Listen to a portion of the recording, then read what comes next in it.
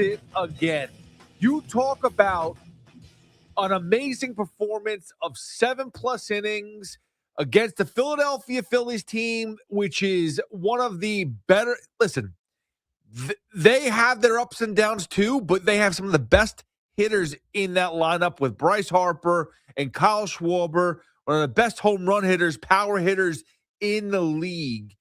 And Cam Schlittler made the Phillies look ridiculous. No walks, 7+ innings, was it 12 strikeouts? He was amazing. He was amazing.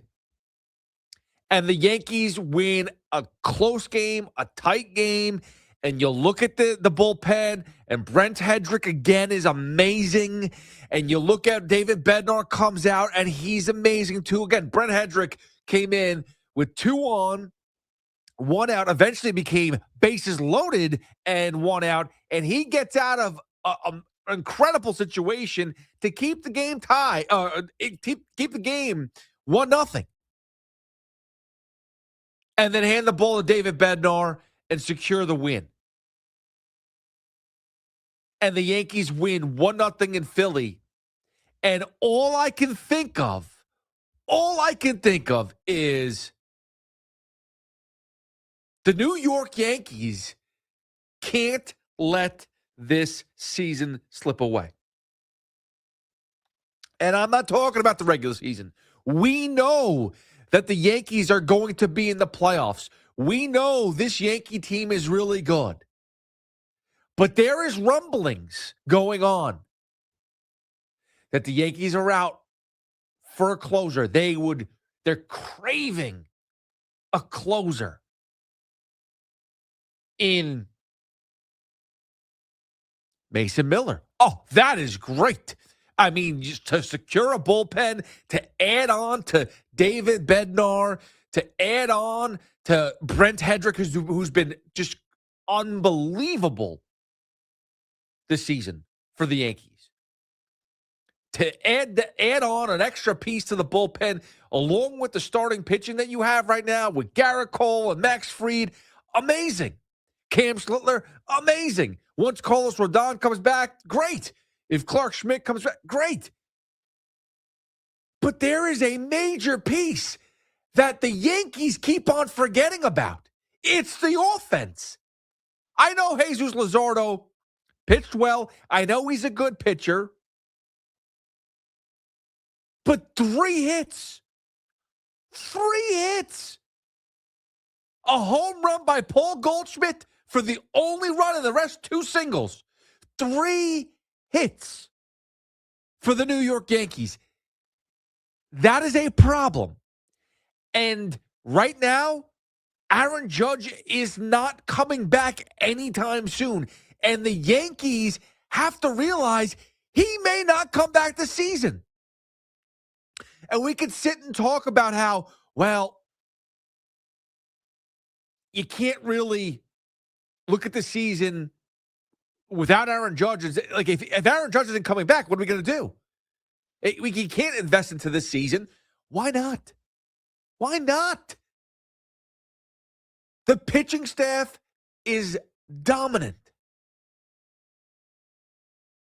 If you're planning on getting a Mason Miller to back this bullpen, you're setting yourself up for an amazing pitching situation going into the playoffs. But you have to score runs. And you could sit there and say, oh, Paul Goldschmidt, who's had a renaissance of a season, even though he's had his downs recently because he's been playing more, because they need him in the lineup. They need a righty bat. But you can't rely on that. You can't rely on an old Paul Goldschmidt. We know the conversation at catcher. And then there's rumors on top of all this stuff that we're sitting here and saying the Yankees, they don't want to invest and throw down. And I know George Lombard Jr. may get called up at shortstop. So maybe, hey, that's as good of a trade. You don't have to make the trade. You'll just bring up George Lombard Jr. That's as good as a trade. But we don't know how he's going to perform if he does get called up. We don't know how good he's going to perform in the bigs. We don't know if he's going to look like Derek Jeter or Anthony Volpe. And there's a big difference there, okay? There is a huge difference between Derek Jeter and Anthony Volpe. Don't let anybody fool you. And we don't know what George Lombard Jr. is going to look like. But there's rumors of other teams now, Red Sox, maybe even the Orioles, because guess what? I know they just lost now in extra innings.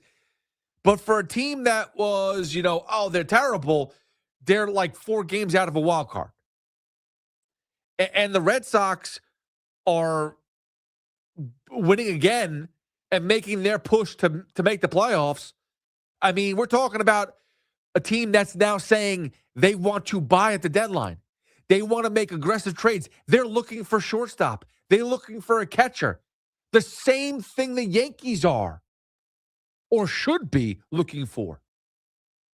And think about that. What if the Sox go out and bulk up at these positions where the Yankees are like, you know what? It's not worth it because Judge isn't here. We can't invest in the season. We'll just see how far we go. We'll just see what happens. And if we win, we win. Great. And we'll look into next year. There may not be a next year. To me, the Yankees have to pounce. To me, the Yankees have to be aggressive. It would be what would be worse than the Yankees losing and not going deep in the playoffs and not make it to the World Series when it was basically handed to you in the beginning of the season. And basically we talked about, a bad American League. This should be a breeze for the Yankees. Should be a breeze. A bad American League. But if the Red Sox make a push and go deep into the playoffs, dare get to the World Series because Brian Cashman didn't do enough at the deadline, now we're talking about a different conversation. Now we're talking about how I know there's a lot of people that can't stand Brian Cashman that says, it's time to move on from Brian Cashman. If that's the case, if the Red Sox find a way to push themselves into the playoffs and go far, then that is a conversation for Brian Cashman to be done in New York. Because you cannot, and I love Cashman. I'm a fan of Brian Cashman. I think he is one of the best GMs in all of sports. But you cannot allow this season to slip away. You cannot do that. Cam Schlittler, amazing performance. Offense, terrible performance. 1 run, and again, Jesus Luzardo is a good pitcher. I'm not going to deny that. But I believe Jose Alvarado came in, and his ERA is ballooned up to 6, and they couldn't touch him. And in recent weeks, the Yankees' offense has not been very productive. So this is not a new thing. This is a thing. This is a problem. And they need to fix it. Listen, we're in the dog days of summer or close to it. August is around the corner. But again, it needs to be fixed. And you can't sit and wait, especially when you have teams in your own division who are going to be active at the trade deadline. If the Red Sox go out there and get guys like Shea Langoliers and Zach Neto, guys that the Yankees could use over Anthony Volpe or Jose Caballero, and yes, George Lombard Jr., we've talked about him forever. But are you going to bring up and rely upon a young rookie like you did with Anthony Volpe and hope and cross your fingers that he works out? Or are you going to bring in somebody who actually can play the position, is a good defensive shortstop, can play the position, and can supply offense? That's the question. Excuse me. And right now, If the Red Sox go out and do that, if the Red Sox go out and get Zach Neto, if the Red Sox go out there and get Shea Langoliers, positions the Yankees need, and they make that push, and they make that climb, and they surpass the Yankees in the playoffs, that would be a death sentence to Brian Cashman. 888-808-1019. We'll get to your calls. We'll also talk about the Mets. We're going to have Anthony DiComo around 11 o'clock pop on to talk about David Stearns spoke today, which he does at every homestand. It's not very enlightening anymore, but there was a lot of trade conversation, a lot of things brought up about Francisco Lindor, and just conversations about the going into this trade deadline. There's 10 days left, I think, till the trade deadline. So we'll talk to DeComo about that. Plus, Juan Soto now was pulled again with the calf injury, so he's going for an MRI. We'll find out more details. So we'll talk to DeComo at around 11 o'clock. And then in bigger news and other news, the final decision has been made by LeBron James. He's going to Philadelphia. And I'll tell you this much. I can't stand LeBron James. I never could stand LeBron James. He is a chaser. He was a chaser for a ring, and now he's a chaser for the spotlight. His time on the West Coast fizzled. Boston has no idea what they're doing. The Celtics have no idea what they're doing. The Cavaliers are done. He's done that before. They got swept and embarrassed in the Eastern Conference Finals by the Knicks. He's not going there.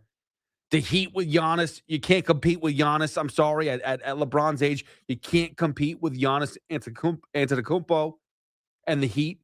So there's no point to going back there. It's old news. So, and the Knicks, they just won a World Series. So what are you going to do? Not World Series, excuse me. Jeez. Looking at 4 different baseball screens right now. They just won a championship. So they won the NBA Finals. So you don't, like, LeBron James can't come to New York and do something that no one's ever done before. And he cracked the code and he brought New York a championship. No, Jalen Brunson did that. So there's nothing that LeBron can do here in New York that hasn't been done.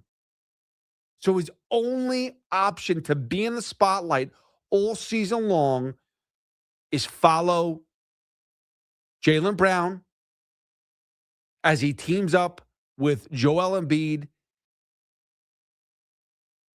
and Maxey. And it is going to fail. It's going to be like Aaron Rodgers coming out for game 1 with the New York Jets, holding that American flag. It is going to go downhill very quick. But not for nothing, that's what you get when you are just chasing for the spotlight. So let's get these phone calls. 888-808-1019. Let's get to Will in New Rochelle. Will, what's going on? Welcome to the Fan. How are you tonight? I'm good. What's going on?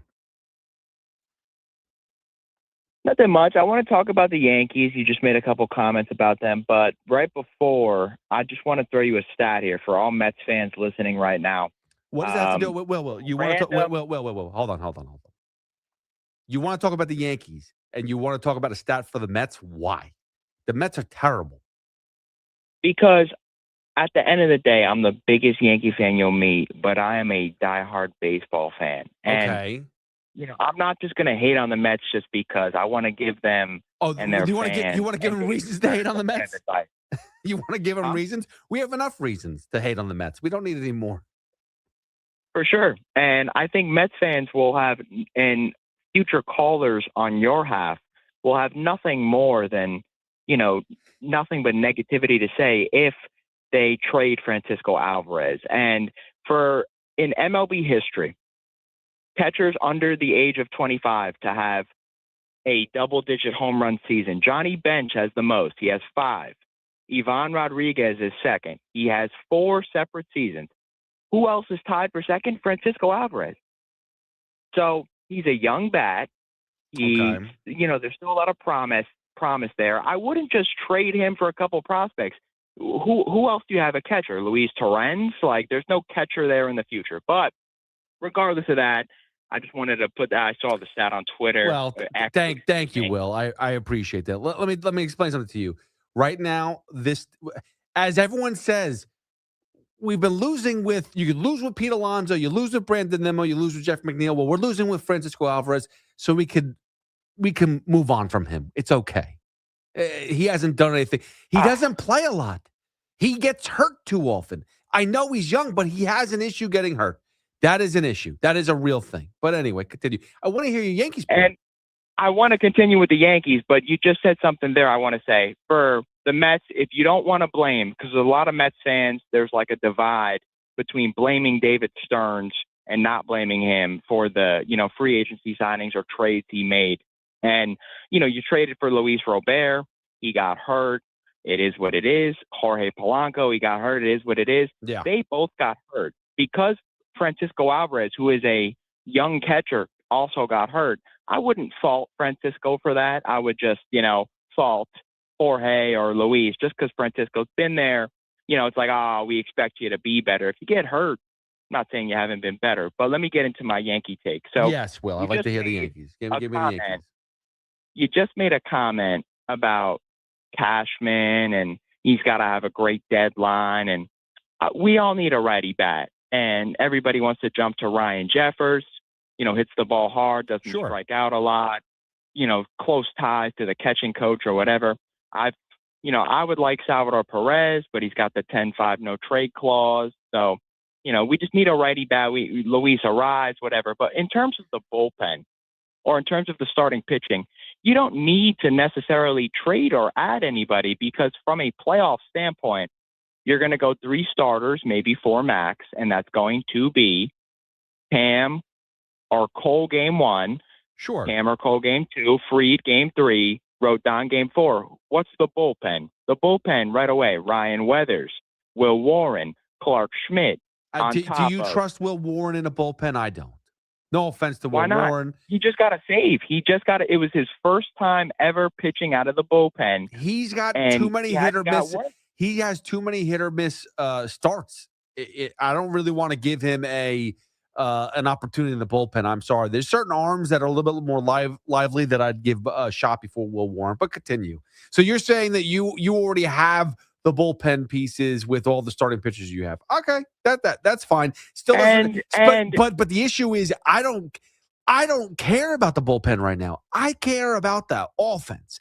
I care about somebody coming in and adding to this team as the Boston Red Sox win another game. They just beat the Blue Jays.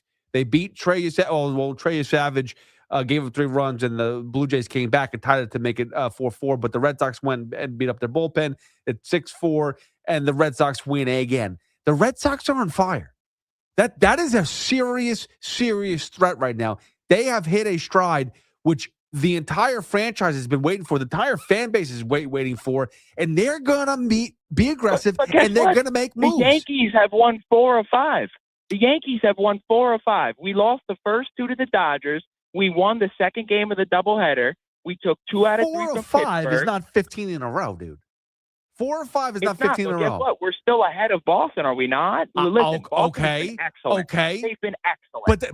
But they've been excellent. Here's the thing: is the Red Sox are on this war path right now, and they don't seem to be losing a lot at all. I know you said they won 4 or 5, but before that, they were not very good. They were struggling a lot. The Yankees. Let me paint it to you this way from a Yankee fan standpoint, if I may. Listen. Go for it. Yeah, sure. Max Fried was given a long-term deal. Garrett Cole was paid years ago. You have $500 million in both of them. You have Cam Schlittler, who happens to be the Cy Young. I don't want to get into an argument with Yankee fans. I'm the biggest Yankee fan you'll meet. But Cam Schlittler is the Cy Young in 2026 right now in the American League. What does that have to do, Will? Hold on. No, Will. I keep on saying the same thing. Nobody's talking about the Yankees starting pitching.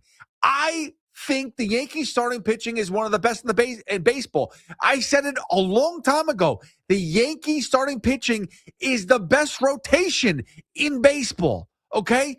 When everyone's healthy, Cole, Fried, and the way Cole's been pitching, it's been unfortunate that, again, the Yankee offense can't supply runs. He's given up 2 late home runs in games to make the game 2-1 or 3-0 or whatever the case is. And the Yankee offense has given him nothing in 2 back-to-back performances by Garrett Cole. He's looked pretty good. I'm not saying he's perfect. He had one game where he kind of got blown out a little bit. It wasn't a great start, but you got to remember, he just came off of Tommy John surgery, and he's been giving the Yankees close to 6 innings almost every game. You add him with Fried and Schlittler. That's great. The starting rotation's great. Will, I'm not telling you the Yankees don't have a great pitching rotation. What I'm telling you is the offense is crap. Cody Bellinger, when's the last time Cody Bellinger's hit a home run? When is the last time Cody Bellinger's hit a home run? It's been since June. I think the date was June 17th was the last time Cody Bellinger has hit a home run. Okay? That's a problem. And Aaron Judge is not walking through this door anytime soon. He may not walk through the door at all. But you're the New York Yankees. And you can't just sit back and say, we have a great pitching staff. Cam Schlittler's the Cy Young this season. The bullpen is great. We have enough bullpen arms. I don't care. If you can't hit the ball, and trust me, if you look at the team in Queens, they prove it every freaking night. If you can't score runs, you don't win games. End of story.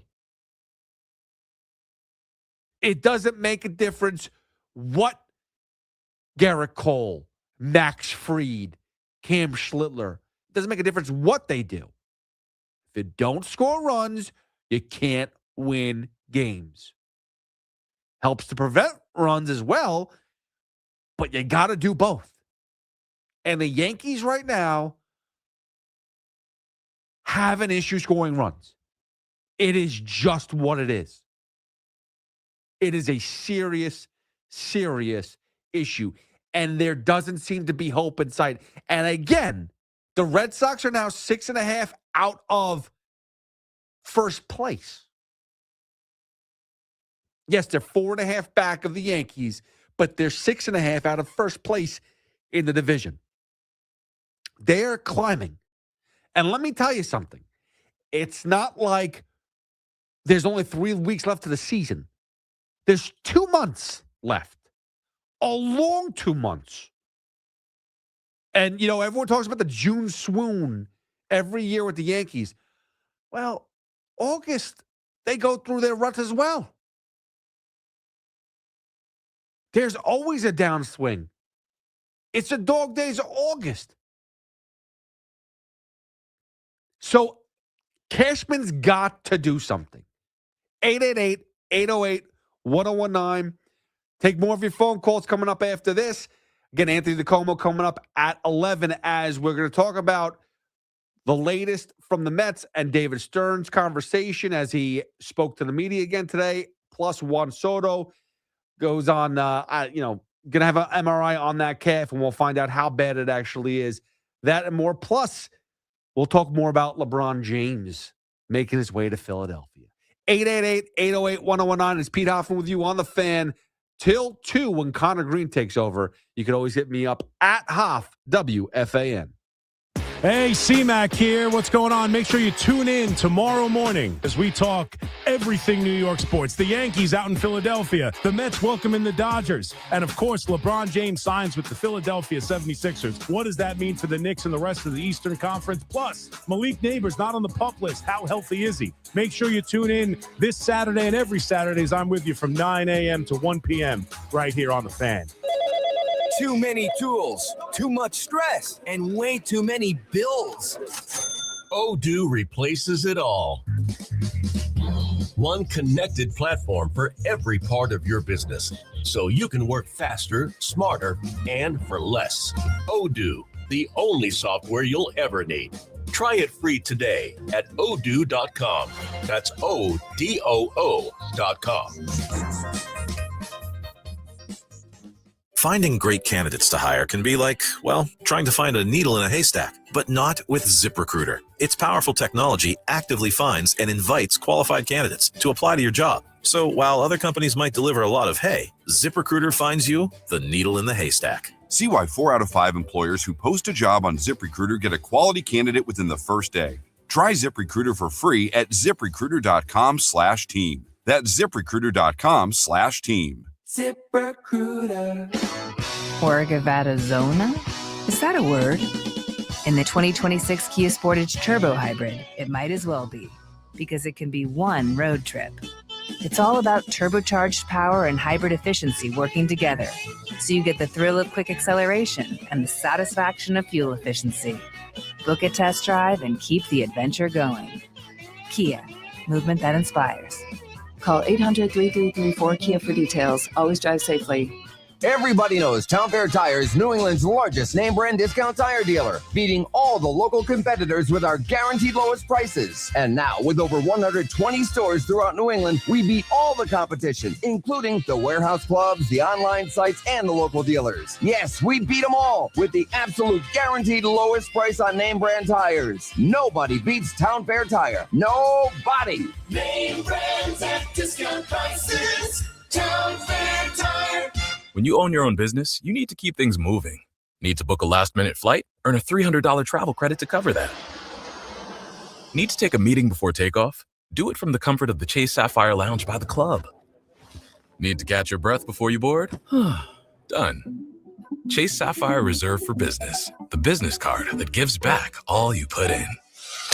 Visit chase.com/reserve business to learn more. Cards issued by JP Morgan Chase Bank, N.A. member FDIC, subject to credit approval. Terms apply.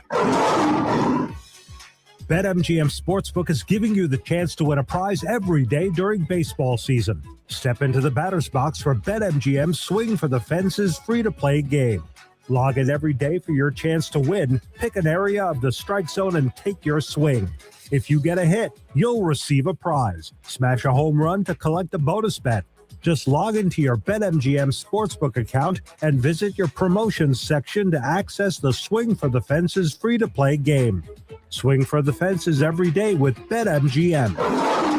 BetMGM and GameSense remind you to play responsibly. Gambling problem? Call 877-8-HOPE-NY or text HOPE-NY 467-369. See BetMGM.com for terms. 21 plus years of age or older to wager and physically present in New York only. Existing customer offer. Subject to eligibility requirements. Bonus bets expire in 7 days. Nassau County Executive Bruce Blakeman is reminding residents to know the warning signs of opioid addiction: missing medication, withdrawal from family, mood changes, falling grades, sleeping all day. These warning signs may mean someone you love needs help. Opioid deaths are down in Nassau County, but one life lost is one too many. If you or someone you know is struggling, call 516-227-TALK. That's 516-227-TALK. It could save a life. The Rico Bronya podcast on the Odyssey app is proudly sponsored by Mio Sparkling Sake, the official sake of the New York Mets. Enjoy at Citi Field or your favorite spot. A new tradition in sake, Mio Sparkling Sake.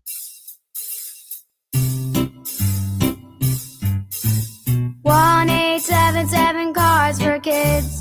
KARS Cards for Kids. 1877 Cards for Kids. Donate your card today. 1877 Cars for Kids. KARS Cars for Kids. 1877 Cars for Kids.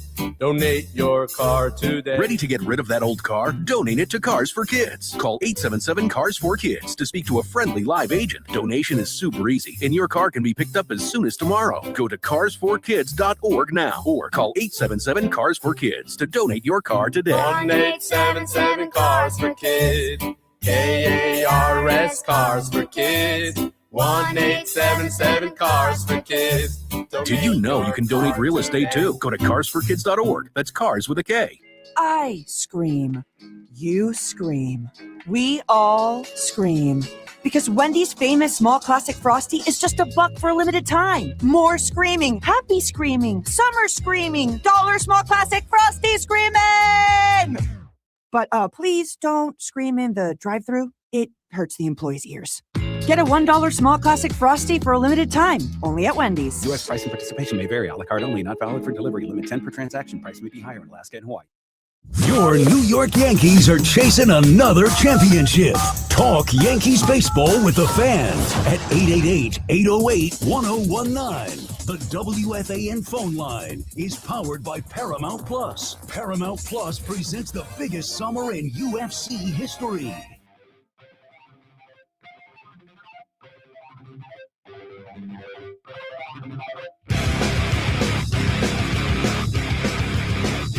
Eight 888-808-1019 is Pete Ocken with you on the fan. Till 2 when Mr. Connor Green takes over. 888-808-1019, that's the number to call. So, as I was saying, the New York Yankees are just continuing to play these tightrope games because there is no offense to be seen, and it is getting frustrating. If you're a Yankee fan, I mean, tell me this, because I love C-Mac. I've heard what he's had to say plenty of times, and he is one that doesn't think that they need to do a lot if Aaron Judge isn't coming back. But is that because the Yankees don't want to win if Aaron Judge isn't there? Like, there's the question of who's the king of New York, right? Everyone talks about the king of New York. And Jalen Brunson currently right now is the king of New York. And if the Yankees went out and brought in reinforcements and Aaron Judge doesn't come back and the Yankees go out and win a World Series, are we going to sit there and say, oh my goodness, Aaron Judge, he's not good because the Yankees won a World Series without him? Is it like sacrilegious that the Yankees can't continue to play and go for a championship because Aaron Judge isn't healthy? I know the optics don't look great, but we've seen this before. We've seen this before with the Atlanta Braves. In 2021, Ronald Acuna and their entire outfield was hurt. They had to go out and get reinforcements, and guess what happened? They won a World Series. So I understand you want Judge to be a part of it, but what's more important? Winning a World Series or making sure that Judge is on the field when the Yankees win a World Series? I'll tell you right now, because we're going to have DeComo on in 10 minutes. Anthony DeComo of MLB.com, who covers the New York Mets. Next year, Mets go on a great run. And Juan Soto, well, first of all, there has to be a season. But if there is a season and the Mets go on a great run and Juan Soto, like he's got pulled for a calf today for whatever reason. We'll find out more. But he gets a calf strain or whatever it is. And he's going to miss the rest of the season. And they're right at the trade deadline, the Mets. Am I going to sit there and say, you know what? Let's just fold up. We'll get him next year. We'll get him in 28 because if Juan Soto's not here, we can't win. Or do you go and get reinforcements to try to win now? I'm sorry. If it's an opportunity to win a World Series and the Mets haven't won since 86, I'm not going to wait around for Juan Soto to win a World Series. The Yankees haven't won since 09. Yeah, they were back there in 24, but they didn't win since 09. I think they're due. I think it's time. And if Aaron Judge is or isn't there, they need to bring reinforcements in no matter what. 888-808-1019. Let's get to Jackson in Queens. Jackson, what's going on, buddy? Hey, what's up, buddy? How you doing? Okay, let me turn off my speaker. Sorry. Oh, thank you. I appreciate that. Okay. First of all, like, I love this station so much, but Cardin is annoying me. Like, his Okay, whole I'm entire gonna just drop you there because that's not. I don't care your feelings on anybody. Whatever it is, it is. If you have a problem with them, you call them. End of story. I don't. Not saying that I don't want to talk about other people because I love talking about people, good or bad. But if you're going to talk about somebody on that works here, you go and call them. End of story. I don't have time for that. If you're going to call up and want to talk, you could call up and talk to me and tell me how much you hate me. I'm fine with that. We'll have a conversation about it. We'll have some fun. I'm all about that. But don't tell me who you dislike and who you like and who you dislike. I don't care. 888-808-1019. Let's go to Anthony in Smithtown. What's going on, Anthony? Hello. What's up? What's up? Big What's fans up? of the show. Thank you. Can I talk about David Stearns? I was just at the ball game, and this team is atrocious. Yes, they are. They're terrible.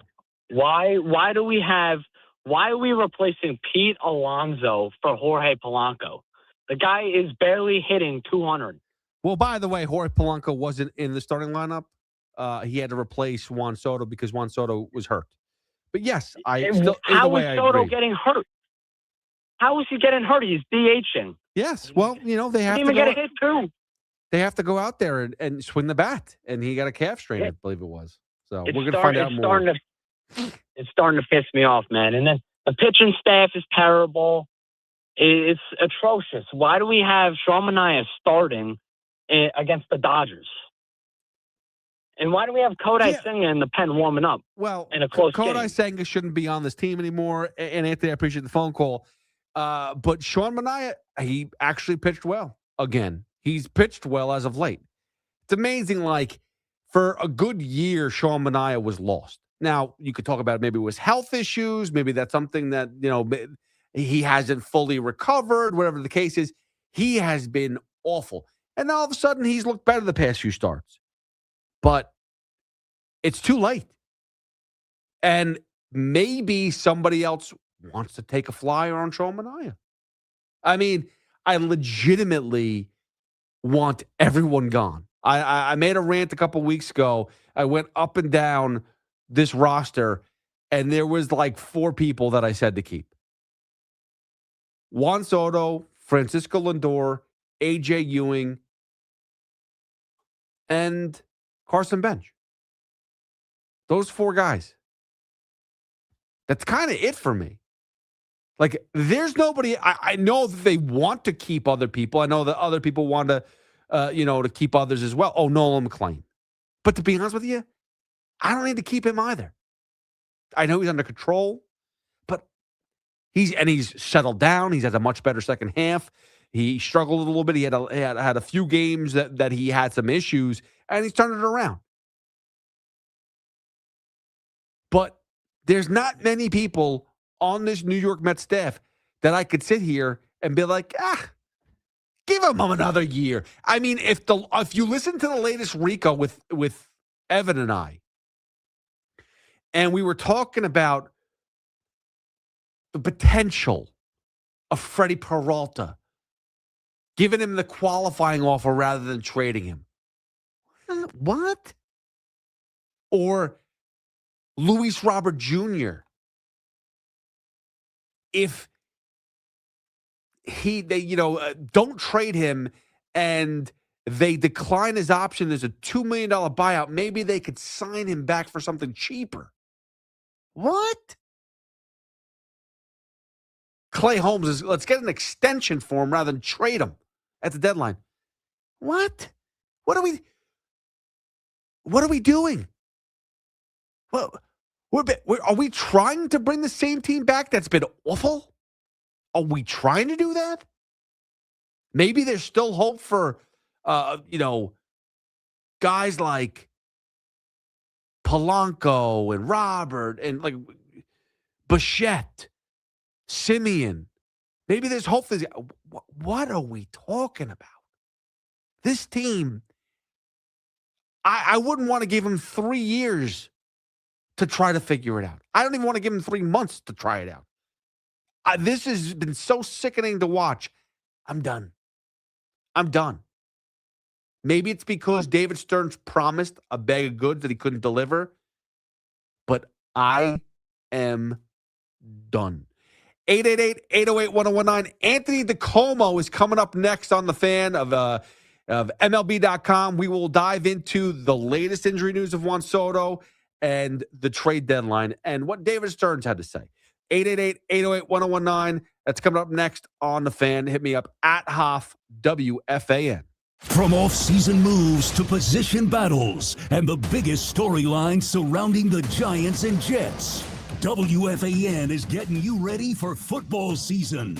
Expert analysis, breaking news, insider insight. Football lives here. WFAN. When you see this in your kitchen, The stainless steel fridge is covered in fingerprints. you hear this. Leslie, people are going to think you were raised in a barn or by wolves, or raised in a barn by wolves. Fortunately, Wyman Stainless Steel 3-in-1 cleans, shines, and protects to give you the best shine. A spray and a wipe will have your fridge shining like a mirror. Wow, my fridge looks brand new. Your fridge looks amazing, Leslie. Sorry, I was being a little dramatic earlier. Your kitchen says a lot about you. Let it brag with Wyman. I scream. You scream. We all scream. Because Wendy's famous small classic Frosty is just $1 for a limited time. More screaming, happy screaming, summer screaming, dollar small classic Frosty screaming! But please don't scream in the drive-thru. It hurts the employees' ears. Get a $1 small classic Frosty for a limited time, only at Wendy's. U.S. price and participation may vary. A la carte only, not valid for delivery. Limit 10 per transaction. Price may be higher in Alaska and Hawaii. D'Agostino, law, bite back. I'm injury attorney John Ryan D'Agostino, nicknamed The Closer, continuing D'Agostino and Associates' legacy of helping the injured for over 35 years. My father, John D'Agostino, built this injury firm to help accident victims. This is John D'Agostino, and this is a family firm. For us, it's about doing what's right and making sure somebody pays for your pain. Call us first at 1-800-BITE-BACK. That's 1-800-BITE-BACK. They call me The Closer because big or small, in court or out, I'm fighting to get the job done, to win, to get you every dollar you deserve.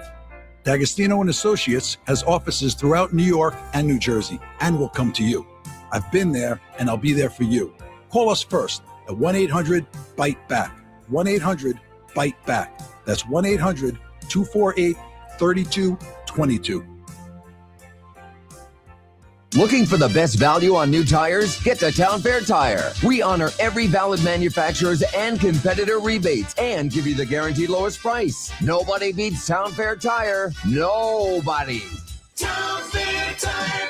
If you're tired of dealing with dummies every time you shop for a car, I get it. All the games they play, the back and forth, it's brutal. Well, the team over at Route 22 Toyota seem to have it figured out. They're real people who have made the entire process of buying a car simple and that smart. Plus, they're easy to get to, right on Route 22 in Hillside, New Jersey, and they're always on the money with incredible deals on their huge selection of new and used Toyota. So remember, if you're tired of dealing with dummies, get over to Route 22 Toyota and experience the smart way to buy your next vehicle. Indeed presents hires you can't afford to get wrong, like head administrator for a state-of-the-art surgical center. What can I do for you, Doc? We need to talk about the lights. Ah, the mood lighting, relaxing, right? Much better than those old hospital vibes. A hospital's supposed to have hospital vibes. You seem tense. Let's dim the lights a bit. This is a job for sponsored jobs. This is what happens when you don't sponsor your job on Indeed. Next time, get matched with quality candidates with Indeed sponsored jobs. Visit Indeed.com/hire now and sponsor your job today. I scream. You scream. We all scream. Because Wendy's famous small classic Frosty is just $1 for a limited time. More screaming, happy screaming, summer screaming, dollar small classic Frosty screaming! But please don't scream in the drive-thru. It hurts the employees' ears. Get a $1 small classic Frosty for a limited time, only at Wendy's. U.S. price and participation may vary. A la carte only, not valid for delivery. Limit 10 per transaction. Price may be higher in Alaska and Hawaii. Talk sports with Craig Carton and Chris McMonagle on The Carton Show. Afternoons from 2 to 7 on WFAN, WFAN FM, WFAN FM HD1 New York, and Odyssey Sports Station.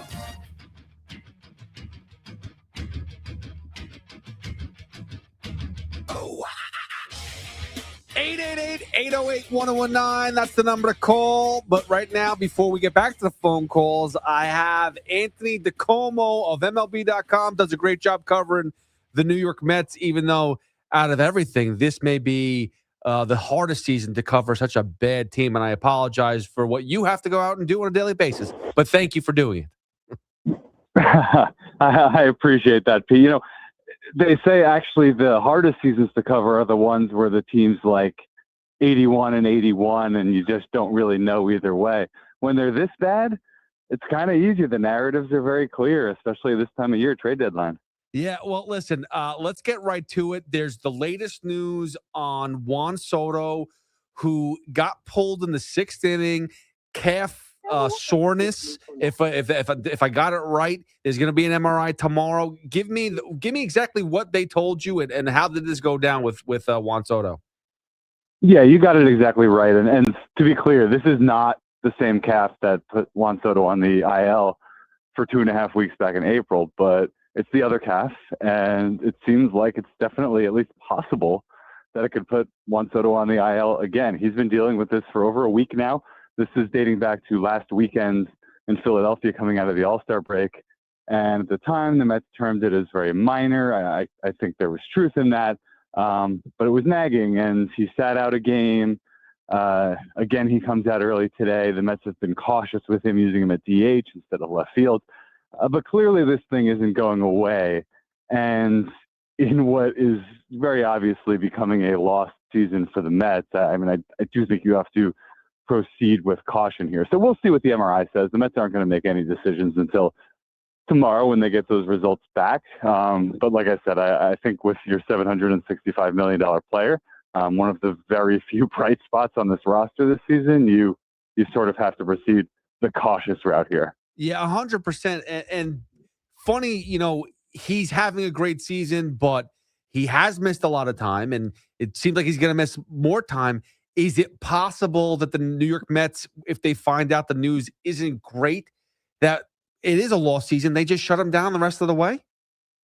No, I don't think you'd be looking at that with a calf injury. Again, we'll see how severe it is once we get those MRI results tomorrow. But, a worst case for this kind of injury is probably like 4 to 6 weeks. And this definitely does not seem like a worst case. This seems like a relatively minor sort of nagging thing. So I do think they will rest him until he gets absolutely right, whether that's a matter of a couple of days, a short IL stint, a more extended IL stint, we'll see. But I would fully expect to see Soto again this season. And this has nothing to do with the fact that Francisco Lindor is back and healthy and he's tired of playing baseball again, right? I can assure you that Juan Soto wants to be out there. Trust me, this dude wants to put up numbers. Well, listen, I've heard that from so many other people like that have played with him, that he's a great teammate.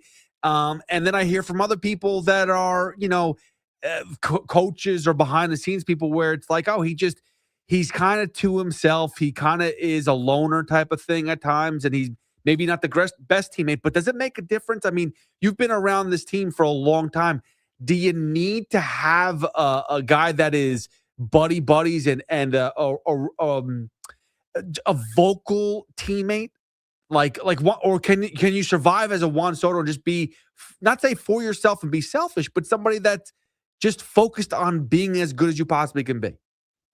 Yeah, I think you're talking about two different things. I mean, Juan Soto's personality type is not that rah guy. He is.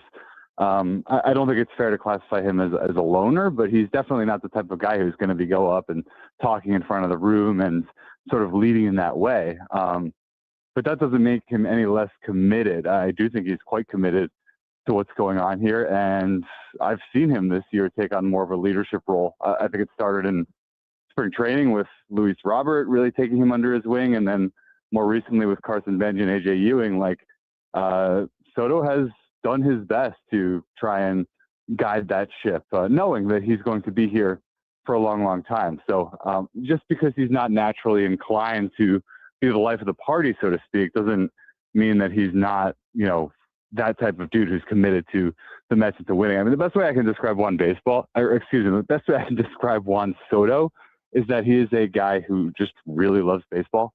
He really loves being out there.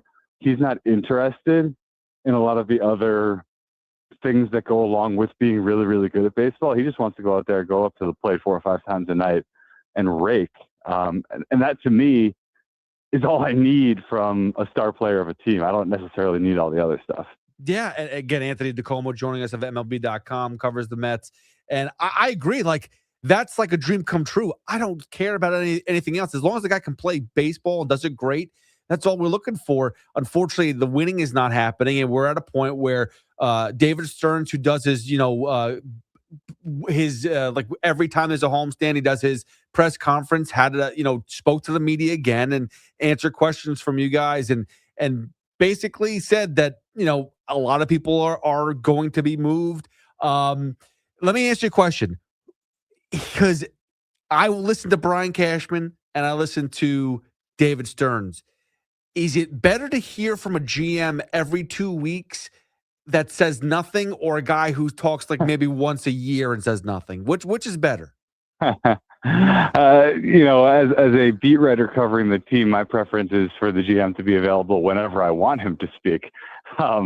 Whether that's a set thing or not, when the Mets make trades, I'm going to want to talk to the GM. When something goes particularly wrong or right with the club, I'm going to want to talk to the GM. So, I do give David Stearns credit for being available. He certainly could have found a way to, shirk that responsibility this week. He, for multiple reasons. A, very busy, obviously, with trade deadline stuff, but B, he knows the questions are not going to be the friendliest when we're coming down the pipe here, going to the trade deadline, everyone knowing that there's going to be a sell-off, and he hasn't really spoken publicly since I think the Mets have been definitively out of it and definitively, selling off everything that's not nailed to the floor. So,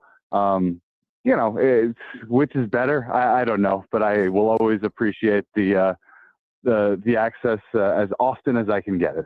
Well, let's dive into it here, because he did speak about certain players. Some people were asked about specifically, like a Francisco Lindor, and that's one of the players where he didn't really speak specifically on what his plan is. But again, open to, trading everybody and kind of seeing where things are going. What is the likelihood of Francisco Lindor being traded at this deadline? Low, but not impossible. And I think that was already evident. I think it was made more evident by David Stearns' comments today. Just talking to people around the league over the last week, the Mets gave teams a list of players who were untouchable, and Francisco Lindor was not on that list. Now, everyone hears that and says, okay, wow, the Mets are trying to get rid of this guy. I don't think that's true either. I actually think that's David Stearns, his way of being honest about the situation, which is Francisco Lindor is probably staying for a number of reasons. But if somebody blasts our door down with an incredible offer for this guy, I think we're going to consider it. Whereas if somebody did that for, say, Juan Soto, I don't think the Mets would be considering it at this point. That's the guy they're definitively building around for the future. Lindor is in a different place in his career. He's clearly, not having a great season, both for health reasons and performance reasons. He's going to be 33 next year, which is the next time the Mets have a chance to compete. And he's been showing some decline defensively. So I do think, if you get some sort of amazing offer for Lindor and can get out of the $170 million-ish that's left on his contract, that's about half of the initial value. And it's the bad half, right? He just went through 5 of the best prime years of his career. It'd be pretty silly to expect Francisco Lindor to be better in the back 5 years of his contract than the front half. So, I think for all those reasons, you have to consider it. And I don't think it's anything more than that. I don't think it's David Stearns saying, wow, we can't win with Lindor and Juan Soto together because of this clubhouse stuff and this and that. I'm not denying that things existed there. I do think it's been smoothed over to a certain extent, but I think this is purely a baseball thing where, if the Mets, again, you get some sort of incredible deal for Lindor, they'd have to consider it. And now, do I think that's going to happen? No, I don't. I think those types of deals are super difficult to pull off this time of year. I think the way that Lindor has been playing is going to scare teams off as well, even if they were interested. I think there's only a handful of teams out there that could realistically take on what's left in his contract. So if a deal like this was going to happen, I think it's a lot easier to pull off when you have time to breathe in the offseason. You know, as we saw with the Nimmo Marcus Semien trade last offseason, a couple of big contracts changing hands. Like, it's just a lot easier to do during the offseason when budgets aren't set yet and there's, fewer moving parts. The offseason is going to be weird because of the potential lockout. Is that something, though, that's a possibility? Do you think Lindor would be moved or could be moved? What you said that it's less likely to be happening right now at the trade deadline, but is there a really good chance that maybe they do find a way to move him in the offseason? I mean, is that possible? I don't think I could ever sit here and say there's a good chance that a team moves a $341 million player. Yeah. Like I said, there's $170 million left on that deal after this season. Like, it's hard to move. There's only so many teams that can take on that sort of contract. There's fewer still that can take on that sort of contract and need or want a shortstop. There's fewer still that can take on that sort of contract, want a shortstop, and won't be scared off by what some might perceive as the decline phase of Lindor's career. So, again, I'm not saying it's impossible. I do think there's a very plausible path in which the Mets ultimately trade Francisco Lindor. Whether it's now at the trade deadline, probably not. Whether it's next offseason, maybe a little more likely. Whether it's at some point before his contract expires, even more likely. But I'll never sit here and say, like, this is a sure thing, this is going to happen. I just think they're very difficult deals to do. And here's the thing, Anthony, again, being joined by Anthony DeComo, MLB.com. I don't trust David Stearns anymore. I really don't. I gave him a lot of leeway. I loved when Steve Cohen got him here. I thought this was going to be an exciting new run that this team was going to go on, and we were going to be in the playoffs every year. And now I just feel like he is not in it for the long haul. At least that's what it shows. He wants all these young kids to come up, and he's going to try to find the prospects and the young kids. And it makes me even feel like in a few years when Juan Soto opts out of his contract, because we all know he's going to do it, that if David Stearns is still here, he may say, okay, go to free agency. Screw it. Look, something like that is entirely possible. I can tell you right now, David Stearns isn't thinking 3 years down the road. He's much trying to thinking, save his job now. What are you talking about? He needs to do something to save his job now. Can't think. Well, sure, and I think everyone understands that.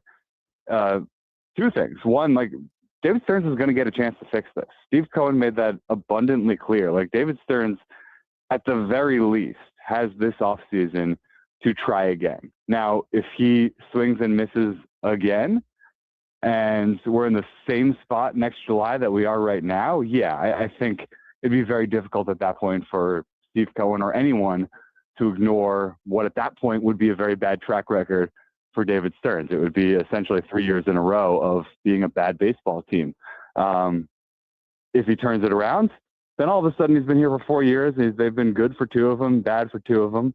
And it's a totally different conversation. A team potentially on the upswing with young pitching, young position players, whatever the Mets do this upcoming offseason. But I to answer your original question, like, I don't think David Stearns is sitting here scheming about letting Juan Soto walk 3 years from now. I think that is a bridge that no one around the Mets is going to even begin to cross until we get much closer to it.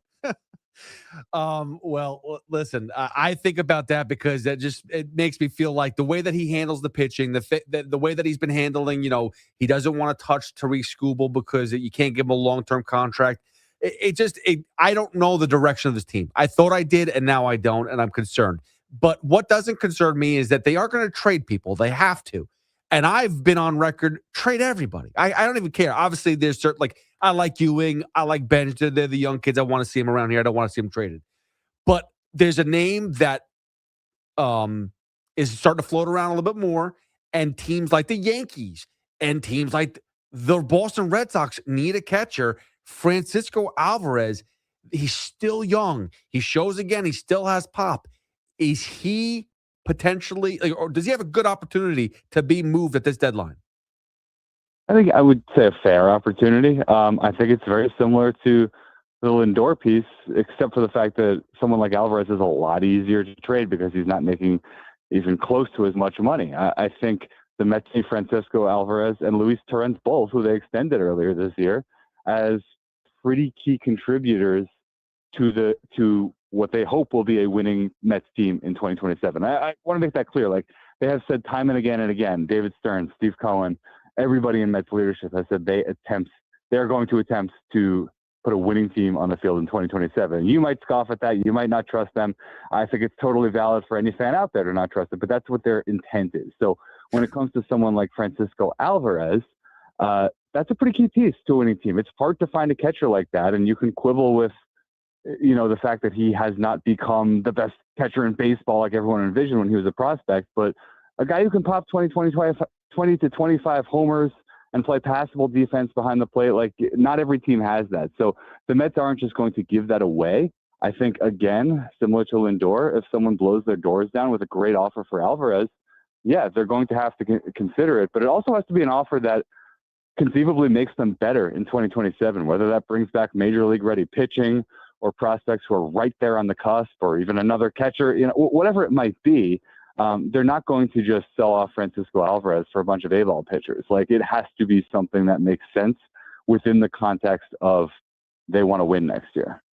Let's go through a little rapid fire here because I don't want to take up a lot of your time. I know you had a long day at the park again in Queens, which is crazy. The bullpen between Devin Williams, between Luke Weaver, AJ Minter, Brooks Raley. I mean, they have actually good bullpen arms, which is the crazy part. Husker Brazaban. Let's talk about those. Who is most likely to be gone at the trade deadline? All of them. And that's one where, I've been kind of, dampening my responses to you on all these guys, Lindor, Alvarez, whoever you're throwing at me. But the bullpen, it's a bunch of guys either on expiring contracts like Minter, Raley, or guys like Luke Weaver's got 1 year left at pretty reasonable money for how good he's been.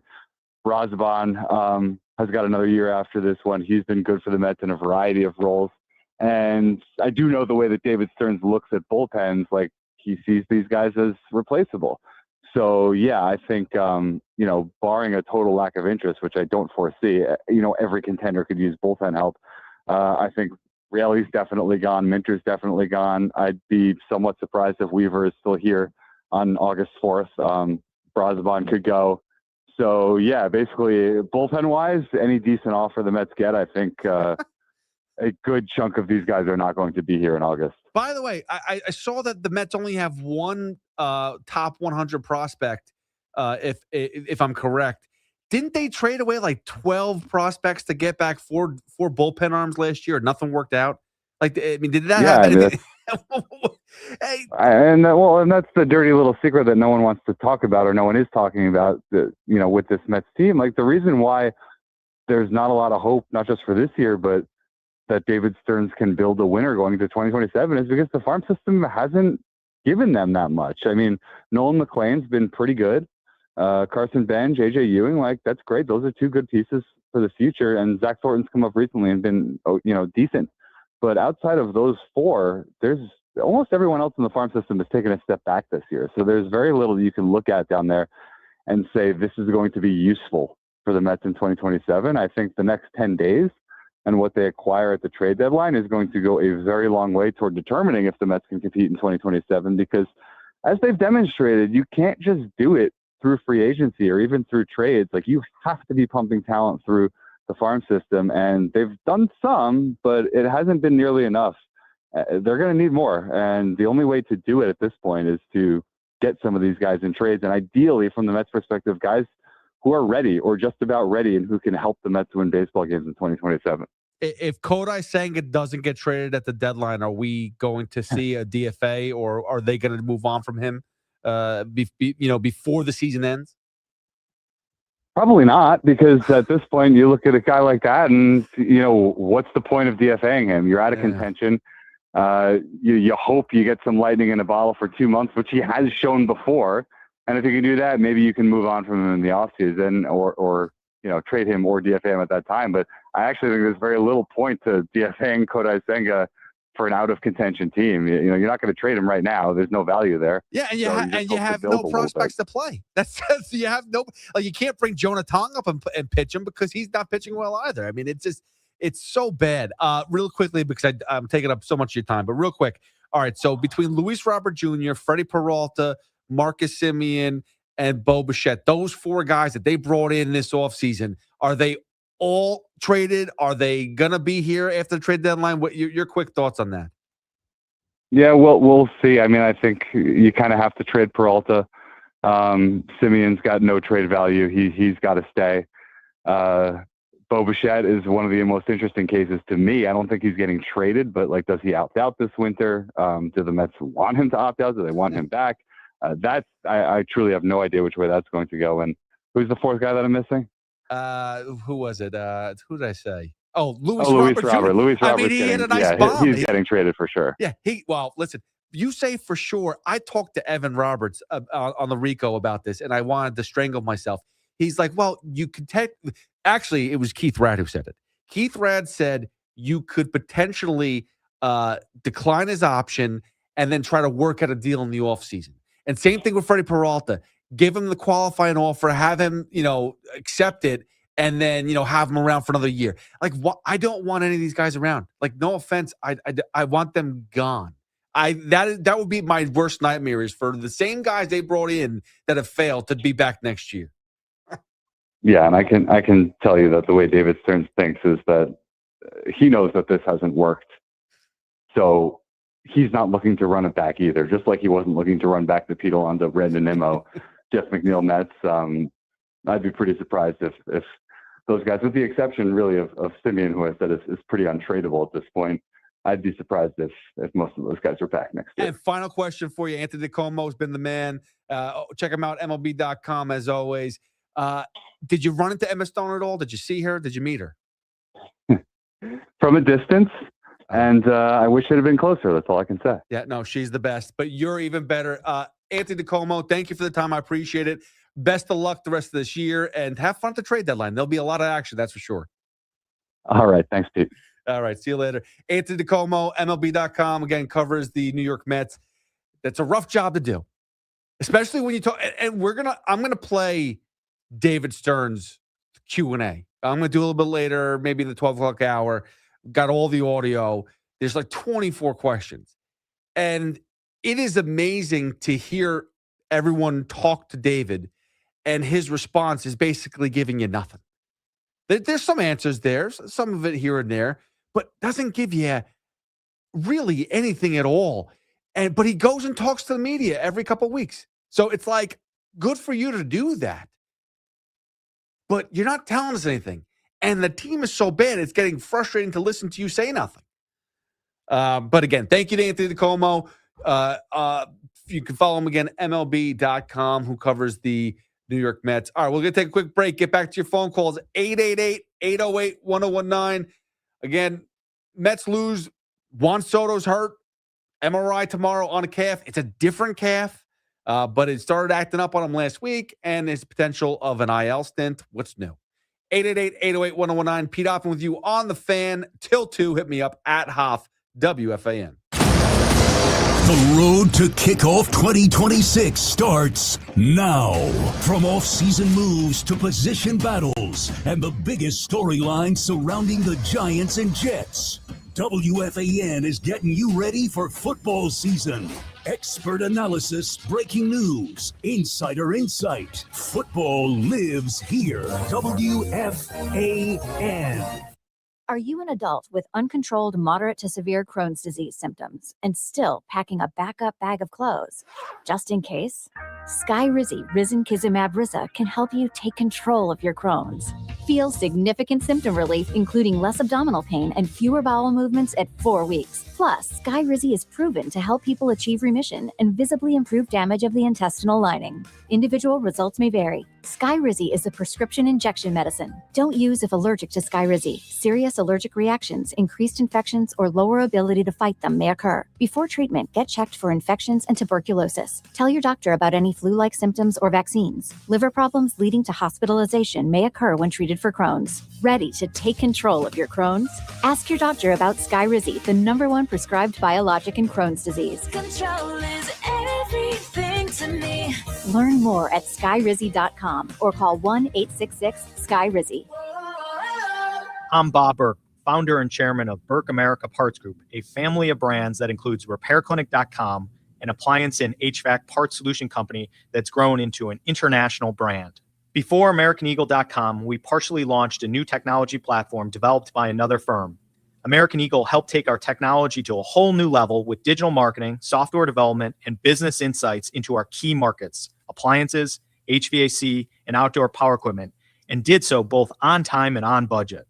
AmericanEagle.com has the resources, experience, and talent needed to produce solutions. Our new technology platform, developed by AmericanEagle.com, has produced tremendous results with higher traffic, conversion, engagement, and online revenue. If you have any home repairs you need to take care of, check us out at RepairClinic.com. If you need a world-class website or technology project, then I would highly recommend AmericanEagle.com. Call AmericanEagle.com at 773-NETWORK. That's AmericanEagle.com, 773-NETWORK. Hi, I'm Patty, founder of Awesome Tex. I started with a big idea to give old clothes a new life by turning them into recycled fibers and threads. Everyone told me that this was going to be impossible. But Chase for Business believed in me. They gave me a lot of guidance from the beginning. Get financial guidance from bankers in the New York community and convenient digital tools all in one place. Learn more at chaseforbusiness.com. Make more of what's yours. Real customers compensated. JP Morgan Chase Bank, N.A. member FDIC. Right now, you can grab a full breakfast at Dunkin' for $6. That's 2 wake-up wrap sandwiches and a medium hot or iced coffee, all for $6. It's quick, easy, and covers your whole morning, all in one stop. Did I mention it's filling and delicious? It's a full breakfast. It's a great value, and it just makes mornings easier. So next time you're at Dunkin', don't overthink it. Order the Dunkin' $6 meal deal. No substitutions. Participation in times may vary. Offer price varies in California and Hawaii. Limited time offer cannot be combined with other offers. Exclusions and terms apply. BetMGM Sportsbook is giving you the chance to win a prize every day during baseball season. Step into the batter's box for BetMGM's Swing for the Fences free-to-play game. Log in every day for your chance to win. Pick an area of the strike zone and take your swing. If you get a hit, you'll receive a prize. Smash a home run to collect a bonus bet. Just log into your BetMGM Sportsbook account and visit your promotions section to access the Swing for the Fences free-to-play game. Swing for the Fences every day with BetMGM. BetMGM and GameSense remind you to play responsibly. Gambling problem? Call 877-8-HOPE-NY or text HOPE-NY 467-369. See BetMGM.com for terms. 21 plus years of age or older to wager and physically present in New York only. Existing customer offer. Subject to eligibility requirements. Bonus bets expire in 7 days.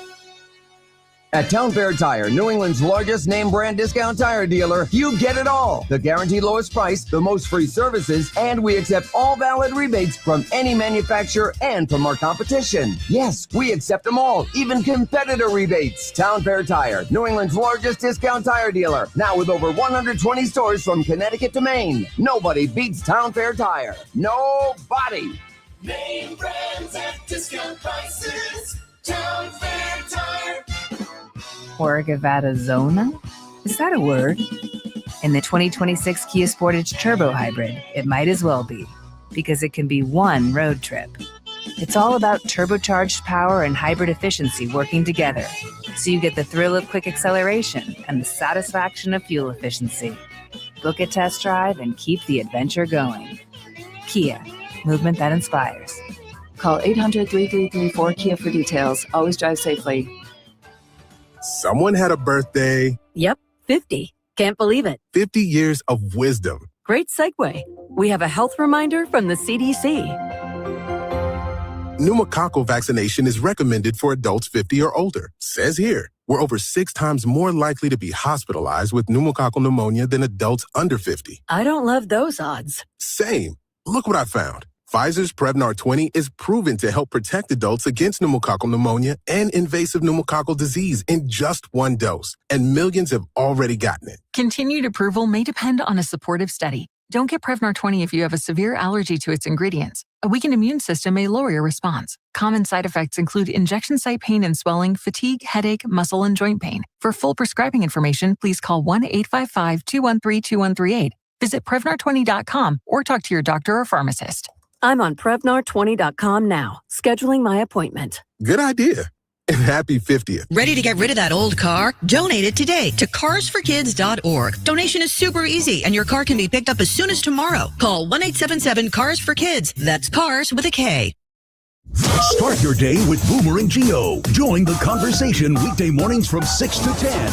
Call 888-808-1019. The WFAN phone line is powered by Paramount Plus. Paramount Plus presents the biggest summer in UFC history.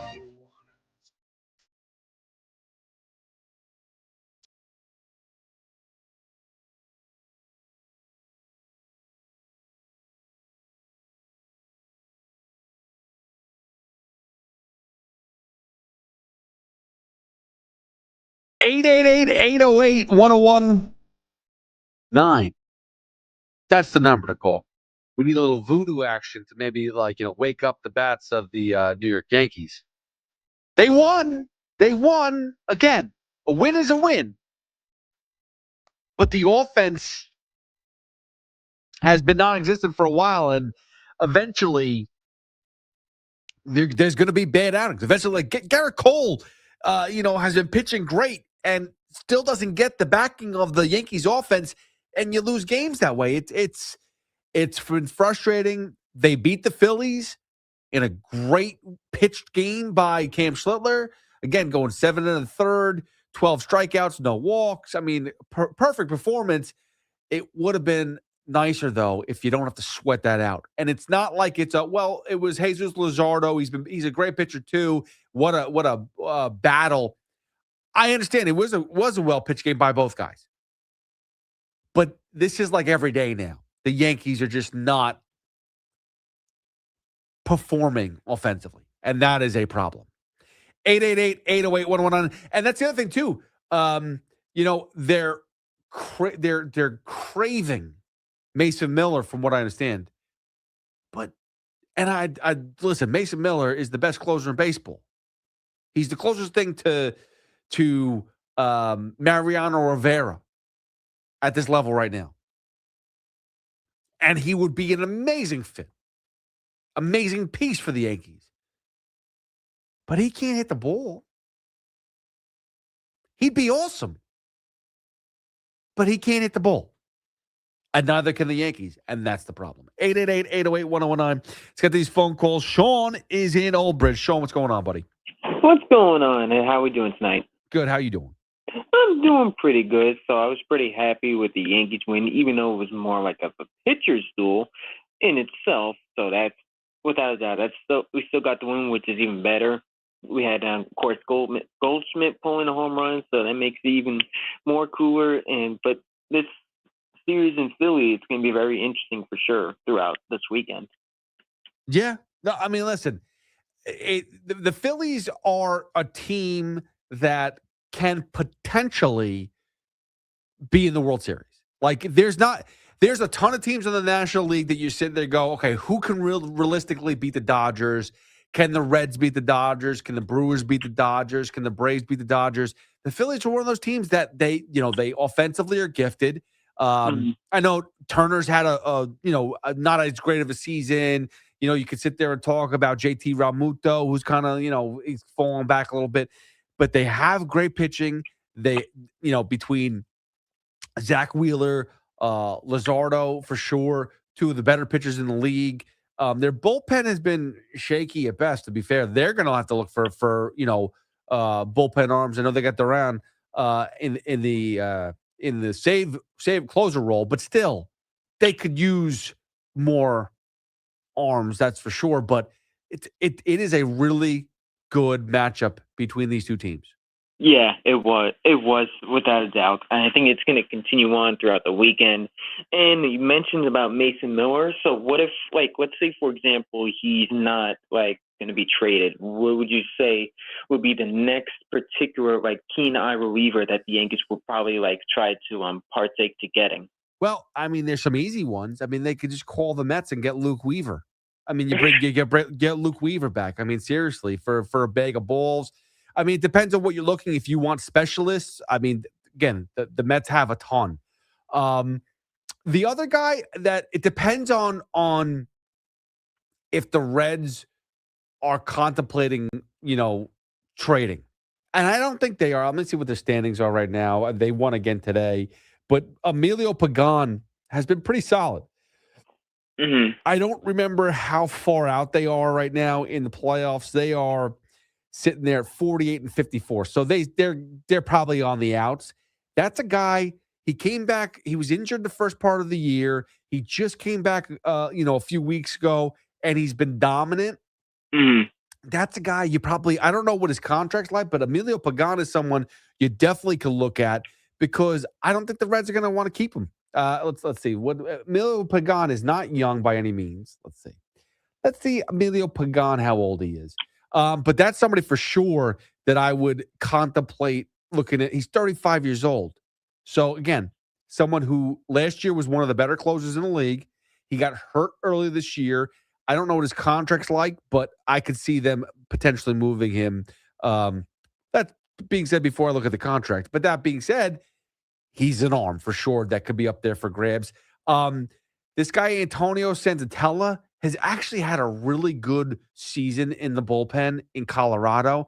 And that's the reason why I look at him going, that could be interesting because he used to be a starting pitcher. He was dog crap last year. He basically was pitching batting practice last year because he came off of Tommy John surgery. This year, he's pitching to like a 3 ERA, and he's more of like a bulk guy. Not even a bulk guy, more of like a late innings guy, but they don't have late innings for these guys because the Rockies are terrible. So he kind of goes in there. He's got like 7 or 8 wins on the season because he just finds himself in the 8th inning or 9th inning. He gets a decent outing, and then the Rockies go maybe win a game or two, and he gets wins. He doesn't have many holds or saves. But again, just a guy that he's actually done well in the bullpen. And these are guys that aren't going to be expensive. They're guys that you could trade for, not be expensive, and help out your bullpen. So you don't have to worry about Doval coming in and blowing a game for you. Yeah, Duvall. I don't trust Duvall for anything. No, and he's somebody. Camilo Duvall is somebody that I thought was going to be okay, and he's kind of gone the opposite way. So I agree. And Sean, what do you got before I hang up on you, buddy? No, I was going to say like Hill is one you can trust for sure because he's reliable, but he's been reliable. Yeah, he has been, and it's funny. And thanks, Sean, for the phone call. He has been reliable, and when they got him, it was kind of like a throw in, like, oh, why is Tim Hill here? I think he got cut from the Padres. He was kind of having up and down seasons, and he's been extremely reliable. So as far as lefties out of the bullpen, there's not many in the league that I totally trust, but he's somebody that is reliable. That's for sure. 888-808-1019. Val is in the Bronx. Val, what's going on, buddy? Captain Hoff, the original. What's up, bro? How you doing, buddy? Man, I haven't spoken to you forever. It's my fault, though, and I apologize. Nah, it's probably my fault too. No, my hours are different now. I got you because I picked up some OT, so I'm on my way home, and I heard you talking some stuff. I always listen, but sometimes I just don't have the energy to call. You know what I mean? I understand. Trust me. Sometimes I don't have the energy to do a lot. Ask my wife. I'm not going there. That's a daytime conversation. Y'all do that all the time. I'm not going there. But I got 3 points I want to make with you, and I'm hoping that I get the time to get everything in. So I'm asking for some mercy. Sure. All right? The first one is real quick. I haven't heard anybody else say this, and it's funny how nobody sees the symmetry in this. The same thing happened last season. We birthed a problem that we solved in the postseason, but we were the ones that created it. And I'm talking about the Red Sox. The same thing happened last season, if you remember. They came through and they swept us, right? They got to either we went there or they came here, but they got to sweep. And right after that, and it was right after they got rid of Devers. Right after that, they went on this big run, and all of a sudden they became a wild card concern. And then they made it to the postseason, and we had to deal with it later on. The same thing happened this year again.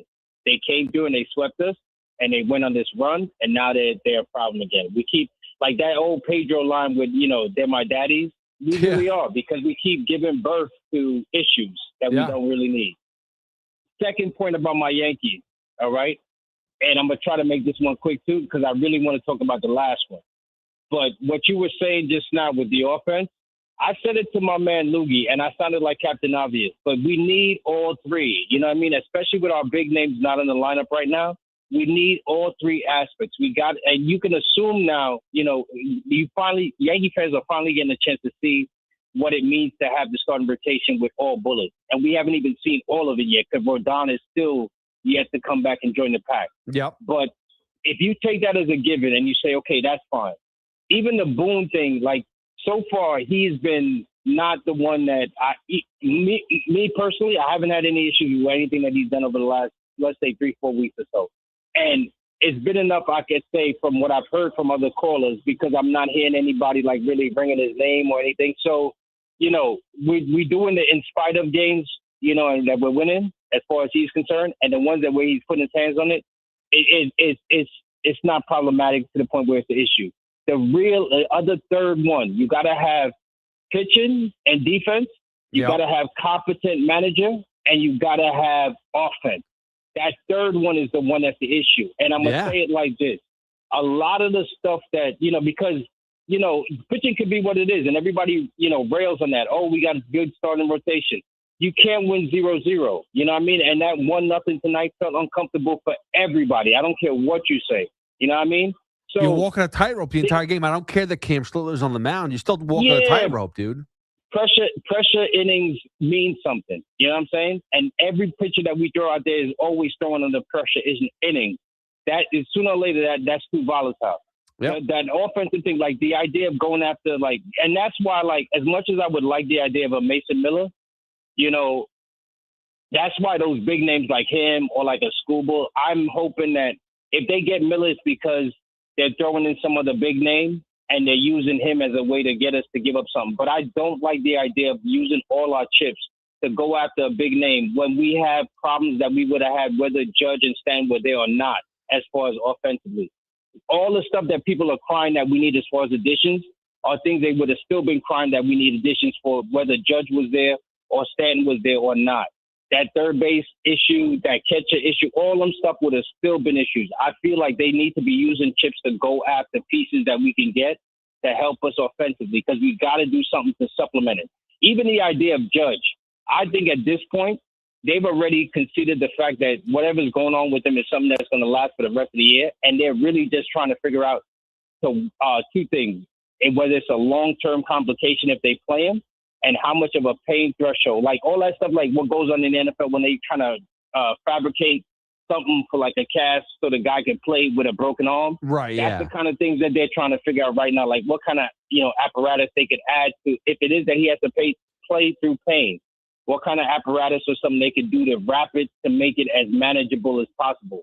And even that stuff with the ramp up, they're not going to waste. If he's in pain and he has to play with pain, they're not wasting swings in the minors and all that rehab stuff. So once they make that determination, they're going to try to get him up there. So I'm not worried about it. But all them things as far as offense, they needed that whether he was there or not. Right. You know what I'm saying? So let's go get that. Yeah. And because, Bednar and all them kind of stuff like that, as much as that makes you feel skittish, it's a better prospect than trying to score 0 runs to win a game. 100%. If I could just make my last few points now with you about your Mets. Okay. All right. Captain Hoff, I'm going to say it like this. And I feel I'm going to try to be an IBO right now because I am not trolling. I am actually with my Mets fan brethren right now. My Tommy and the Astorias and all of that. Okay. And I'm not saying this I'm nervous, to you because Val, I don't I'm nervous. When you set me up. You set me up. Don't be. I'm not going to say anything bad. Don't be. Okay. But and I'm not even directing this to you, but I hear like a lot of the tenor, when people say stuff like Alonso, I hear the response as, well, if Alonso was here, what would the record be?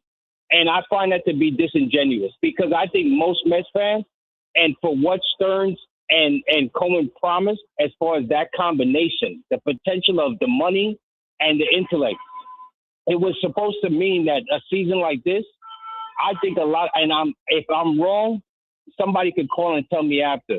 But I think Met fans were looking forward to having Alonso. And yeah, they were willing to they wanted McNeil gone. They were willing to sacrifice Nimmo. They even were willing to take a chance on somebody like a Luis Robert Jr. and a Polanco. And they wanted Bichette. For years, y'all been talking about bringing a supplemental bat. But that meant that Alonso was there now. And the next thing that they wanted for Stearns to do, which he has not done in 2 seasons straight, was to address the pitching. Last year, y'all talked about it. Y'all couldn't get somebody to get past 5. They wanted to believe that Alonso was here, that they went out and did the things that they did to add to the lineup in addition to what they had, and got rid of like a McNeil, and maybe they had to sacrifice a Nimmo, but they did something to bolster that pitching rotation. You can't say things like, and that's why I question now, how much do you trust Stearns? Because he could say stuff to you like, yo, I want to get somebody young where I'm not taking advantage of signing him because of things he did with his previous owner. Like, I want a young starter or something like that. But when you got people like Dylan Cease, Sonny Gray, there are a bunch of names that he could have signed that could have added to this rotation that Mets fans feel like if he had kept Alonso and done what I said and supplemented, they wanted Bichette, but in addition to Alonso. They might have even taken Robertson, a chance on him, but in addition to Alonso. They might even taken a chance on Polanco, but in addition to Alonso. And then you go on and get them starters, and you had them with somebody like McClain. Then Thornton comes through. Then the other kid, Scott, comes through or something like that. Maybe Clay Holmes did his stuff and he got hurt. He's about to come back. But you cannot keep saying what would Alonso be and what would the record be right now if Alonso was here. They wanted him in addition. The only thing that Stearns gets to walk on is because Diaz got hurt and then he did some knucklehead stuff on his spare time because he went home. But all that other stuff, they are perfectly right. And I think people need to like answer the elephant in the room and stop trying to talk around it. Right. You know what I'm saying? Because y'all dog out Cashman, but it sounds like y'all defending Stearns, and that's wrong. Who's defending Stearns? Val. I'm not saying it. Remember, I said to you, not you. Did you hear me with the Como just now? Like, I did my best to tell him that I can't stand David Stearns. And Val, thanks so much for a phone call. As always, love you, bro. I can't, at this moment, and listen, there's opportunity for him to fix it. He's got at least another 2 or 3 years left. Again, Steve Cohen has said he's going to give him the contract. He's going to let him go. He's not looking to change. He's going to let him run out of the contract. And I get that. He's got an opportunity to fix a lot. But I don't trust him. And to me, he's like Chaim Bloom in Boston. And that died quickly. He got rid of Mookie Betts, and everything went downhill. And I'm not telling you that Pete Alonso is Mookie Betts, but I'm telling you that was the beginning of the end to Chaim Bloom. He went in there, said what he had to do, looked at papers, said, okay, first thing we got to do is get rid of Mookie Betts. Did it, and boom, the rest of it was history. And so was his career as in the Boston with the Red Sox. But he's now with the Cardinals, and they're actually winning games. So, clearly there's ways to do it and learn from it. Steve Cohen is giving David Stearns the opportunity to fix it. But I'll tell you this much, and I said it before, and I'll say it again. The same way that Steve Cohen was waiting for David Stearns to become available so that he could scoop him up and put him in this position. Steve Cohen, if you are listening, you best be doing the same thing right now with David Stearns. If you want to give him the rest of his tenure and the rest of his contract, so be it. But you better be looking for his replacement now. Because it has been so bad. I'm not telling you it's going to end bad, but right now, if it continues this way, you can't keep him around for much longer. 888-808-1019. Let's take Mike in Brooklyn before we go to break. Mike, what's going on, buddy? Edie boy. What's going on? How you feeling, bud? Listen, tell Val he owes me 50 cents. I was on hold. I had to put 2 more quarters in the payphone. Listen, first of all, Mario is probably going to call in at some time. Mario in Long Beach. Okay. He calls in a bunch of different shows. So he's been on this, he gets into kicks. And I like Mario. Like, I think he's got a lot of good points. But he's been on this kick that he's the only one that said he thinks that the Mets should trade Soto. How long have I been saying? I've been saying this 2 years. Just tell him you have somebody else that has been saying this for 2 years. I don't want to get into that with you because it's touchy. No. I don't want to trade Soto. He's on this kick of trading Soto. I said I never wanted Soto. Okay. But that's for another. I don't want to talk to you about it. That's a whole different conversation. You get touchy. You get touchy with me about that. But listen. So, all right. There's 2 guys on the offseason that the Mets can get. That's it. 2. It's literally probably the worst free agent class ever. So Skubal, that's pretty much the only guy I think I want. I would love, and Foster Griffin on what do you call it? On the Nationals, the Nats, dude, stud, and he's a free agent. The only 2 kids. Everybody else is Japan. Was that where he came from? Japan. Yeah. But dude, he's fantastic. The other guys are like Ray Berrios, May, what's his face, Alcantara. They're no better than what's his face than Peralta. What we have right now. No.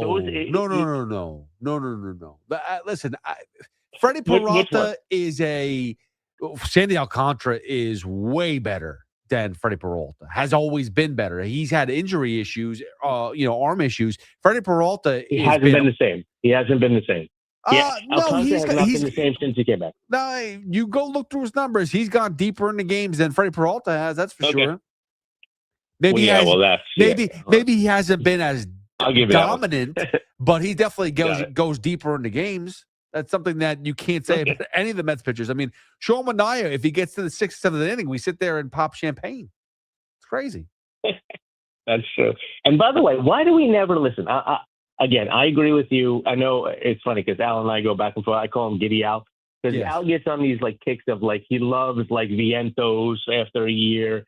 He loves Thornton. The other day he told me he wouldn't trade Thornton for Kurtz. I'm like, are you out of your mind? I'm like, what are you talking about? For Kurtz? 3 games. For Kurtz, I would give up Ewing and Ben and everybody. Yeah, well, we don't have anybody in the farm. And Mike, you're gonna kill me. I gotta take a break.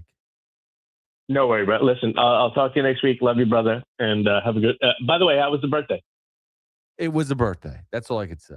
But listen, I'm still here, and I'm talking to you, and that's all that matters, man. Listen, I'll give Val my Zelle next week. I'll talk to you later. All right, later, Mike. I'll catch you later. 888-808-1019. That's the number to call. We'll get back to your phone calls. Obviously, the Yankees are on the docket as they win a great game, but their offense is nowhere to be found, and there's no Aaron Judge, and they got to fix that. Trade deadline's coming up. They got to make moves, big-time moves. And I'll tell you what scares me about Brian Cashman and if he doesn't make moves. 888-808-1019. That's the phone number to call. Hit me up at Hoff WFAN. Hey, C-Mac here. What's going on? Make sure you tune in tomorrow morning as we talk everything New York sports. The Yankees out in Philadelphia. The Mets welcoming the Dodgers. And, of course, LeBron James signs with the Philadelphia 76ers. What does that mean for the Knicks and the rest of the Eastern Conference? Plus, Malik Neighbors not on the PUP list. How healthy is he? Make sure you tune in this Saturday and every Saturday as I'm with you from 9 a.m. to 1 p.m. right here on The Fan. When you see this in your kitchen, the stainless steel fridge is covered in fingerprints. You hear this. Leslie, people are going to think you were raised in a barn or by wolves or raised in a barn by wolves. Fortunately, Wyman Stainless Steel 3-in-1 cleans, shines, and protects to give you the best shine. A spray and a wipe will have your fridge shining like a mirror. Wow, my fridge looks brand new. Your fridge looks amazing, Leslie. Sorry, I was being a little dramatic earlier. Your kitchen says a lot about you. Let it brag with Wyman. I scream. You scream. We all scream. Because Wendy's famous small classic Frosty is just $1 for a limited time. More screaming, happy screaming, summer screaming, dollar small classic Frosty screaming! But please don't scream in the drive-thru. It hurts the employees' ears. Get a $1 small classic Frosty for a limited time, only at Wendy's. U.S. price and participation may vary. A la carte only, not valid for delivery. Limit 10 per transaction. Price may be higher in Alaska and Hawaii. Indeed presents hires you can't afford to get wrong, like head administrator for a state-of-the-art surgical center. What can I do for you, Doc? We need to talk about the lights. Ah, the mood lighting, relaxing, right? Much better than those old hospital vibes. A hospital's supposed to have hospital vibes. You seem tense. Let's dim the lights a bit. This is your job for sponsored jobs. This is what happens when you don't sponsor your job on Indeed. Next time, get matched with quality candidates with Indeed sponsored jobs. Visit Indeed.com/hire now and sponsor your job today. Too many tools, too much stress, and way too many bills. Odoo replaces it all. One connected platform for every part of your business, so you can work faster, smarter, and for less. Odoo, the only software you'll ever need. Try it free today at odoo.com. That's ODOO.com.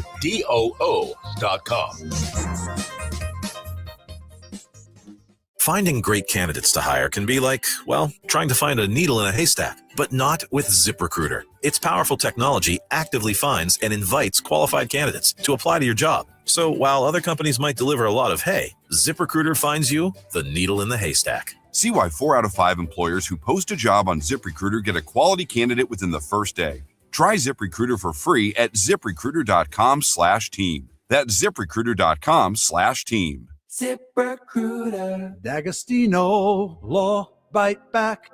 I'm injury attorney John Ryan D'Agostino, nicknamed The Closer, continuing D'Agostino and Associates' legacy of helping the injured for over 35 years.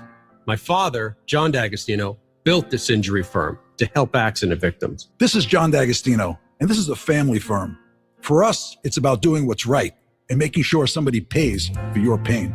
Call us first at 1-800-BITE-BACK. That's 1-800-BITE-BACK. They call me The Closer because big or small, in court or out, I'm fighting to get the job done, to win, to get you every dollar you deserve.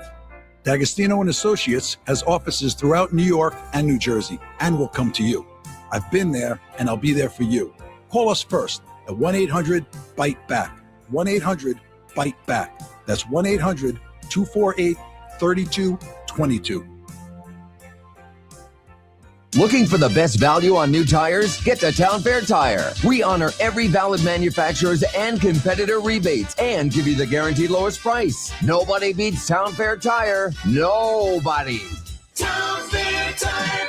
If you're tired of dealing with dummies every time you shop for a car, I get it. All the games they play, the back and forth, it's brutal. Well, the team over at Route 22 Toyota seem to have it figured out. They're real people who have made the entire process of buying a car simple and that smart. Plus, they're easy to get to, right on Route 22 in Hillside, New Jersey, and they're always on the money with incredible deals on their huge selection of new and used Toyota. So remember, if you're tired of dealing with dummies, get over to Route 22 Toyota and experience the smart way to buy your next vehicle. Zona? Is that a word? In the 2026 Kia Sportage Turbo Hybrid, it might as well be, because it can be one road trip. It's all about turbocharged power and hybrid efficiency working together, so you get the thrill of quick acceleration and the satisfaction of fuel efficiency. Book a test drive and keep the adventure going. Kia, movement that inspires. Call 800-3334-KIA for details. Always drive safely. The Rico Bronya podcast on the Odyssey app is proudly sponsored by Mio Sparkling Sake, the official sake of the New York Mets. Enjoy at Citi Field or your favorite spot. A new tradition in sake, Mio Sparkling Sake. When you own your own business, you need to keep things moving. Need to book a last-minute flight? Earn a $300 travel credit to cover that. Need to take a meeting before takeoff? Do it from the comfort of the Chase Sapphire Lounge by the club. Need to catch your breath before you board? Done. Chase Sapphire Reserve for Business, the business card that gives back all you put in. Visit chase.com/reserve business to learn more. Cards issued by JPMorgan Chase Bank, N.A. member FDIC, subject to credit approval. Terms apply. BetMGM Sportsbook is giving you the chance to win a prize every day during baseball season. Step into the batter's box for BetMGM's Swing for the Fences free-to-play game. Log in every day for your chance to win. Pick an area of the strike zone and take your swing. If you get a hit, you'll receive a prize. Smash a home run to collect a bonus bet. Just log into your BetMGM Sportsbook account and visit your promotions section to access the Swing for the Fences free-to-play game. Swing for the Fences every day with BetMGM. BetMGM and GameSense remind you to play responsibly. Gambling problem? Call 877-8-HOPE-NY or text HOPE-NY 467-369. See BetMGM.com for terms. 21 plus years of age or older to wager and physically present in New York only. Existing customer offer. Subject to eligibility requirements. Bonus bets expire in 7 days. Everybody knows Town Fair Tire is New England's largest name brand discount tire dealer, beating all the local competitors with our guaranteed lowest prices. And now, with over 120 stores throughout New England, we beat all the competition, including the warehouse clubs, the online sites, and the local dealers. Yes, we beat them all with the absolute guaranteed lowest price on name brand tires. Nobody beats Town Fair Tire. Nobody. Name brands at discount prices. Town Fair Tire. Nassau County Executive Bruce Blakeman is reminding residents to know the warning signs of opioid addiction: missing medication, withdrawal from family, mood changes, falling grades, sleeping all day. These warning signs may mean someone you love needs help. Opioid deaths are down in Nassau County, but one life lost is one too many. If you or someone you know is struggling, call 516-227-TALK. That's 516-227-TALK. It could save a life. Talk sports after hours with Tommy Lugauer, 7 to midnight. WFAN, WFAN FM, WFAN FM HD1 New York, and Odyssey Sports Station.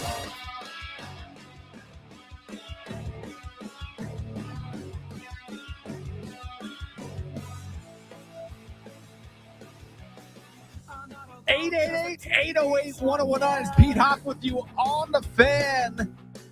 For another 2 hours, till Connor Green takes over. You can always hit me up at Hoff WFAN on all social media platforms. That's X, Instagram, TikTok, at Hoff WFAN. And that song, by the way, was off the Bleed American album, Jimmy Eat World, 25 years old. If you know The Middle, if you know the Sweetness, if you know all those songs, great album, unbelievable album, 25 years old. I am getting way too old, but good album anyway. Yankees with a great win last night. An amazing win in Philadelphia as Cam Schlittler goes 7 1/3. He puts up a great performance against the Phillies. It was dominant. It was exciting. The bullpen came in the 7th inning, or sorry, excuse me, the 8th inning to help with Brent Hedrick came in there in the 8th inning. 2 runners on. He goes in and eventually becomes bases loaded with 1 out, and they get out of it with really good defense. And then David Bednar comes in and shuts the lights in the 9th inning, and a really great outing by the pitching staff. Again, 4 hits in combined, no walks overall, 13 strikeouts between Schlittler and Bednar, Hedrick 0, but whatever. But a great outing by Cam Schlittler and the bullpen. But the Yankee offense was not there again. And that is a concern for me, because Aaron Judge is not walking through these doors. And I'm concerned that Brian Cashman is not going to go and be aggressive to fix that. To fix the fact that Aaron Judge, who is a great player, who is the best player and the best hitter in baseball, that I know you can't replace Aaron Judge. That's simply like, well, we'll go out there and make a trade for the next Aaron Judge. There is no other Aaron Judge. I get it. But you still need to go out there and find a way. Hey, Moneyball says it all the time. Find people that could do that job. And right now, I don't know if you're going to be able to replace in the outfield that type of bat. Like you can maybe go get Joe Odell from the Angels or Jorge Soler or somebody else and try to fix it. But again, they're not reliable. Jorge Soler has had a few decent seasons, but not good enough. And Joe Odell has never really been consistent enough. There's been talks about him being good, but he's never really performed up until this year, never really performed at an elite level. And I'm not even sure if this is an elite level for him.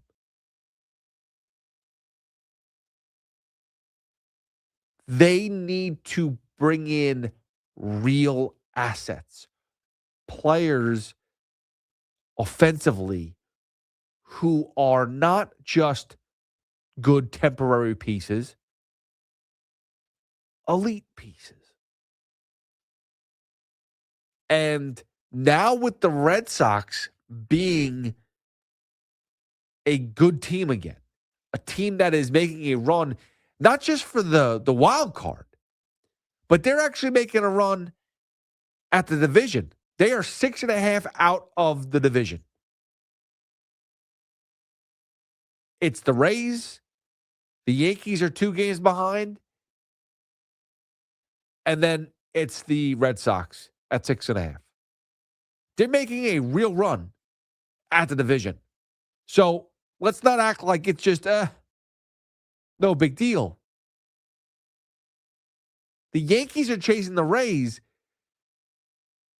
but now they have to worry about the Red Sox being aggressive, and it sounds like they're going to be.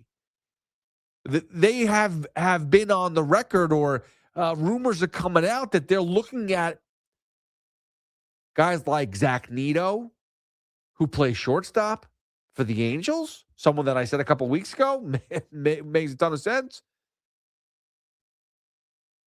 They're looking at guys like Shea Langoliers of the Athletics. Makes a ton of sense.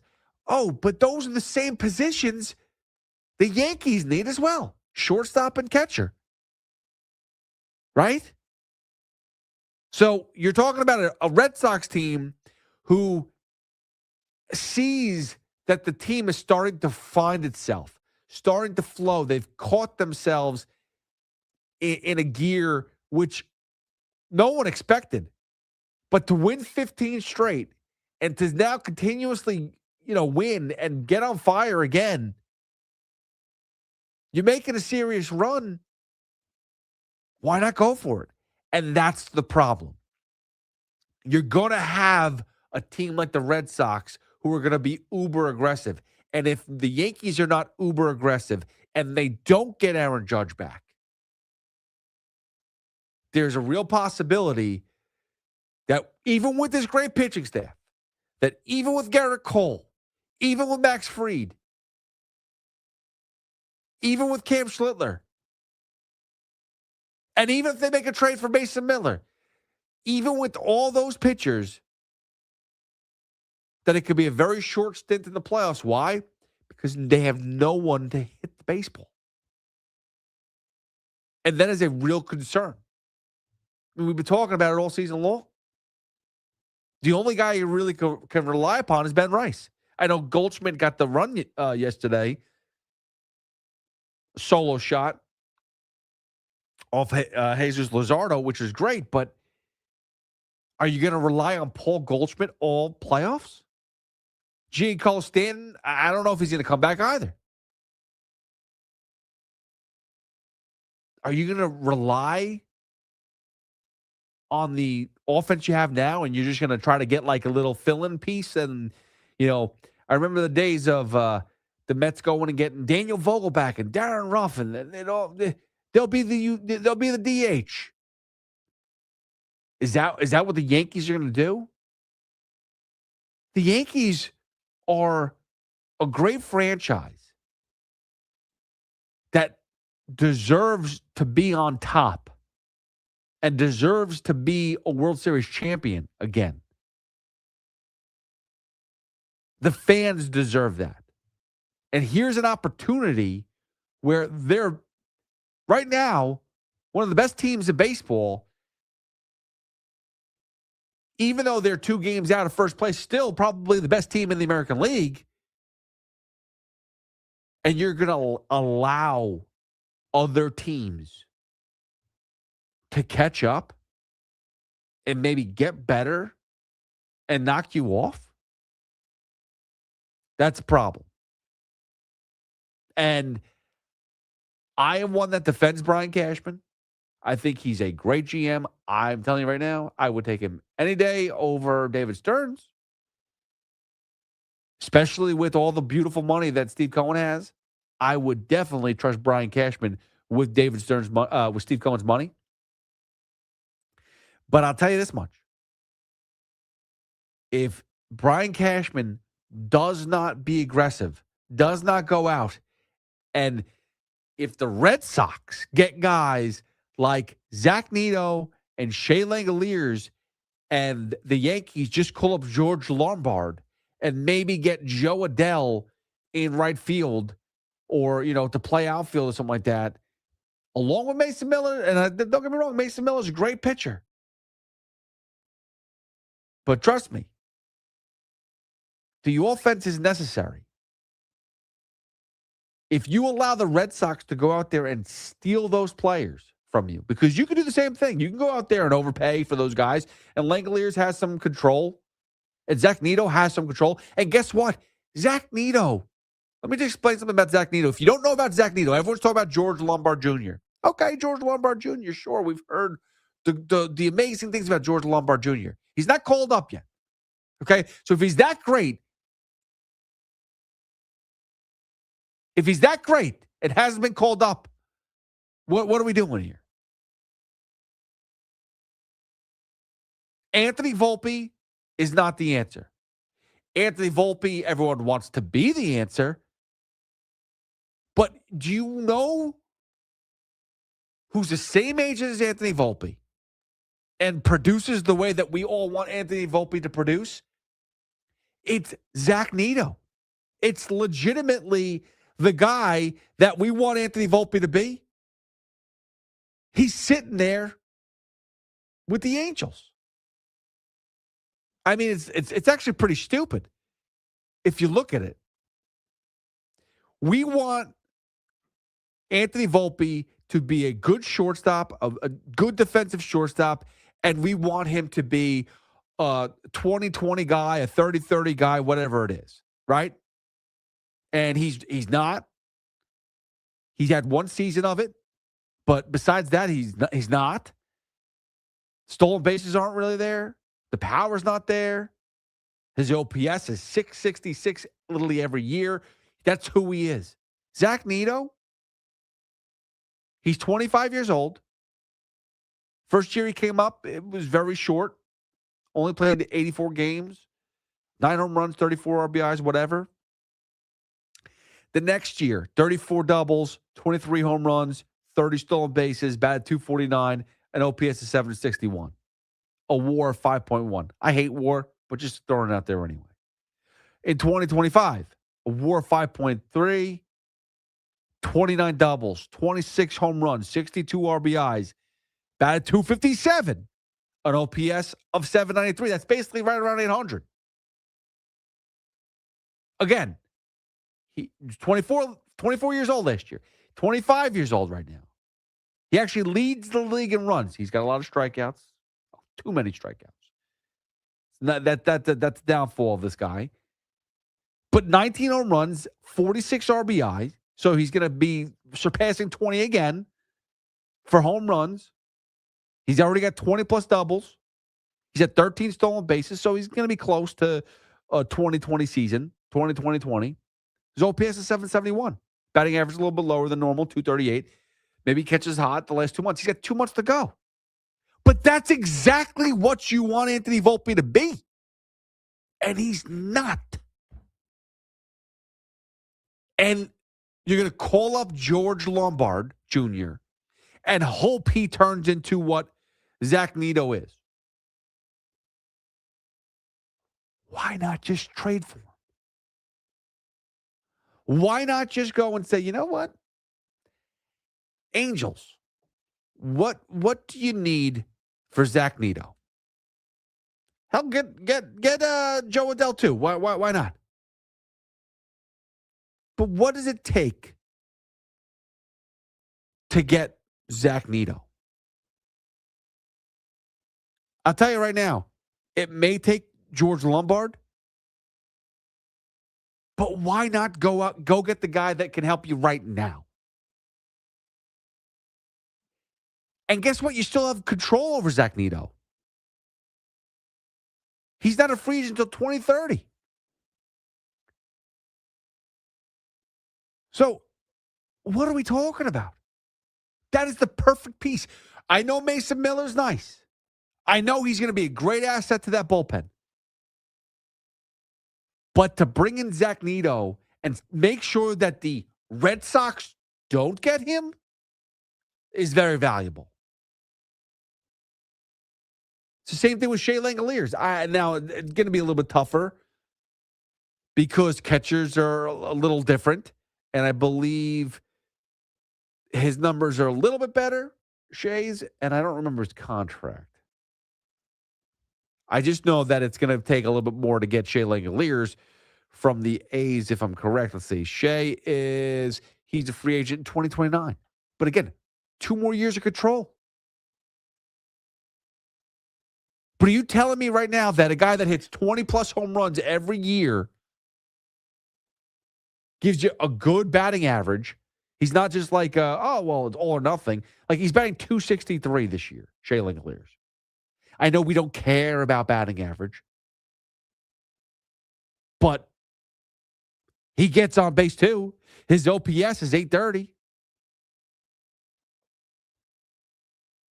The guy has hit, he's 28 years old right now, but in 2023, his first full year in the league, really, 22 home runs. 2024, he hit 29 home runs. Last year, 31 home runs. This year, 23.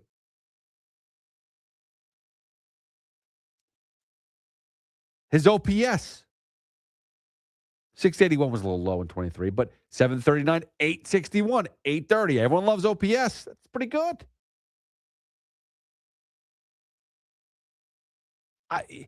You have the opportunities in front of you. You may have to go up and give up some big pieces. But you're doing 2 things by going out and getting them. A, you're blocking one of your division rivals. But on top of that, you're setting yourself up for success. Especially when everyone's sitting here complaining about Austin Wells and Anthony Volpe every day. You can go out and bring these guys in. And I know that you love George Lombard Jr., but let's be serious. How often do these young kids hit? How often do the young prospects turn into what you want them to be? The last one was Aaron Judge. I'll take that back. Last one's Ben Rice. But there was a big gap between Aaron Judge and Ben Rice. 888-808-1019. Let's get these phones. Get his Pete Hoffman with you on the Fan till 2 when Connor Green takes over. Giving Connor Green some love. You can always hit me up at Hoff WFAN. Vincent in Arizona. Vincent, what's going on, buddy? Hey, Pete. Good to talk with you. I got 3 points I wanted to make about the Yankee game tonight, if I can. Okay. One, Schlittler is the guy. I mean, he's my guy. He is ace. He is game 1 starter for me in any playoff series. I love his intensity.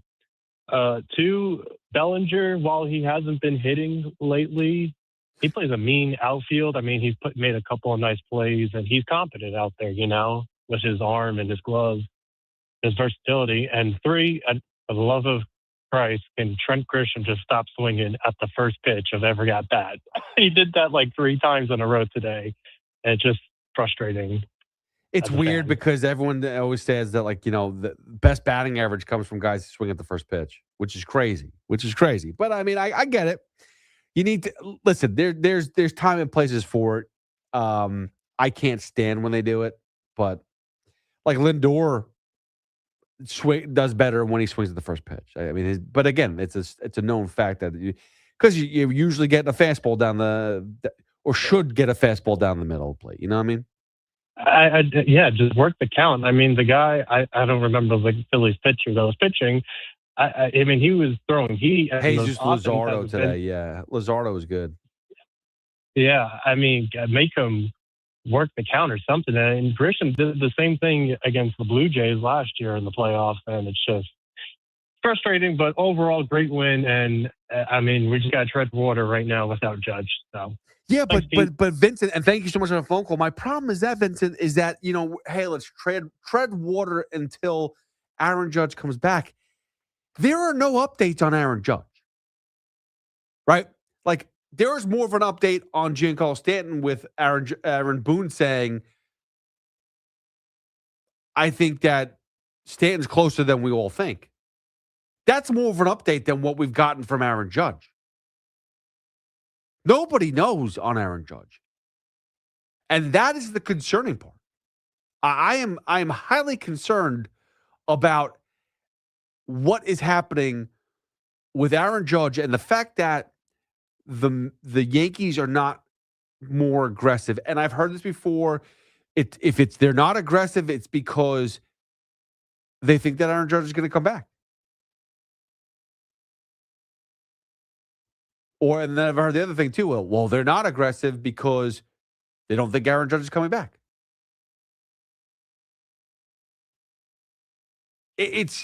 I've heard mixed results. They're aggressive because he's not coming back, or they're not aggressive because he's not coming back. It's like, how about this? Just be aggressive. Period. End of story. Go out there and win a World Series. And I know that, like, hey, you don't have to do it, right? But you don't have to go and win a World Series either. Like, nothing is a guarantee. Like, just because I say go out there and get Zach Neto and Shea Langoliers or people like that it's going to guarantee a victory, guarantee World Series for the Yankees. I get that. I understand that there's no guarantees in life. But it's putting you in a better spot. It's like the Knicks. They went out and put themselves in a situation to win a championship. Could they have gone out and gotten Giannis at the trade deadline?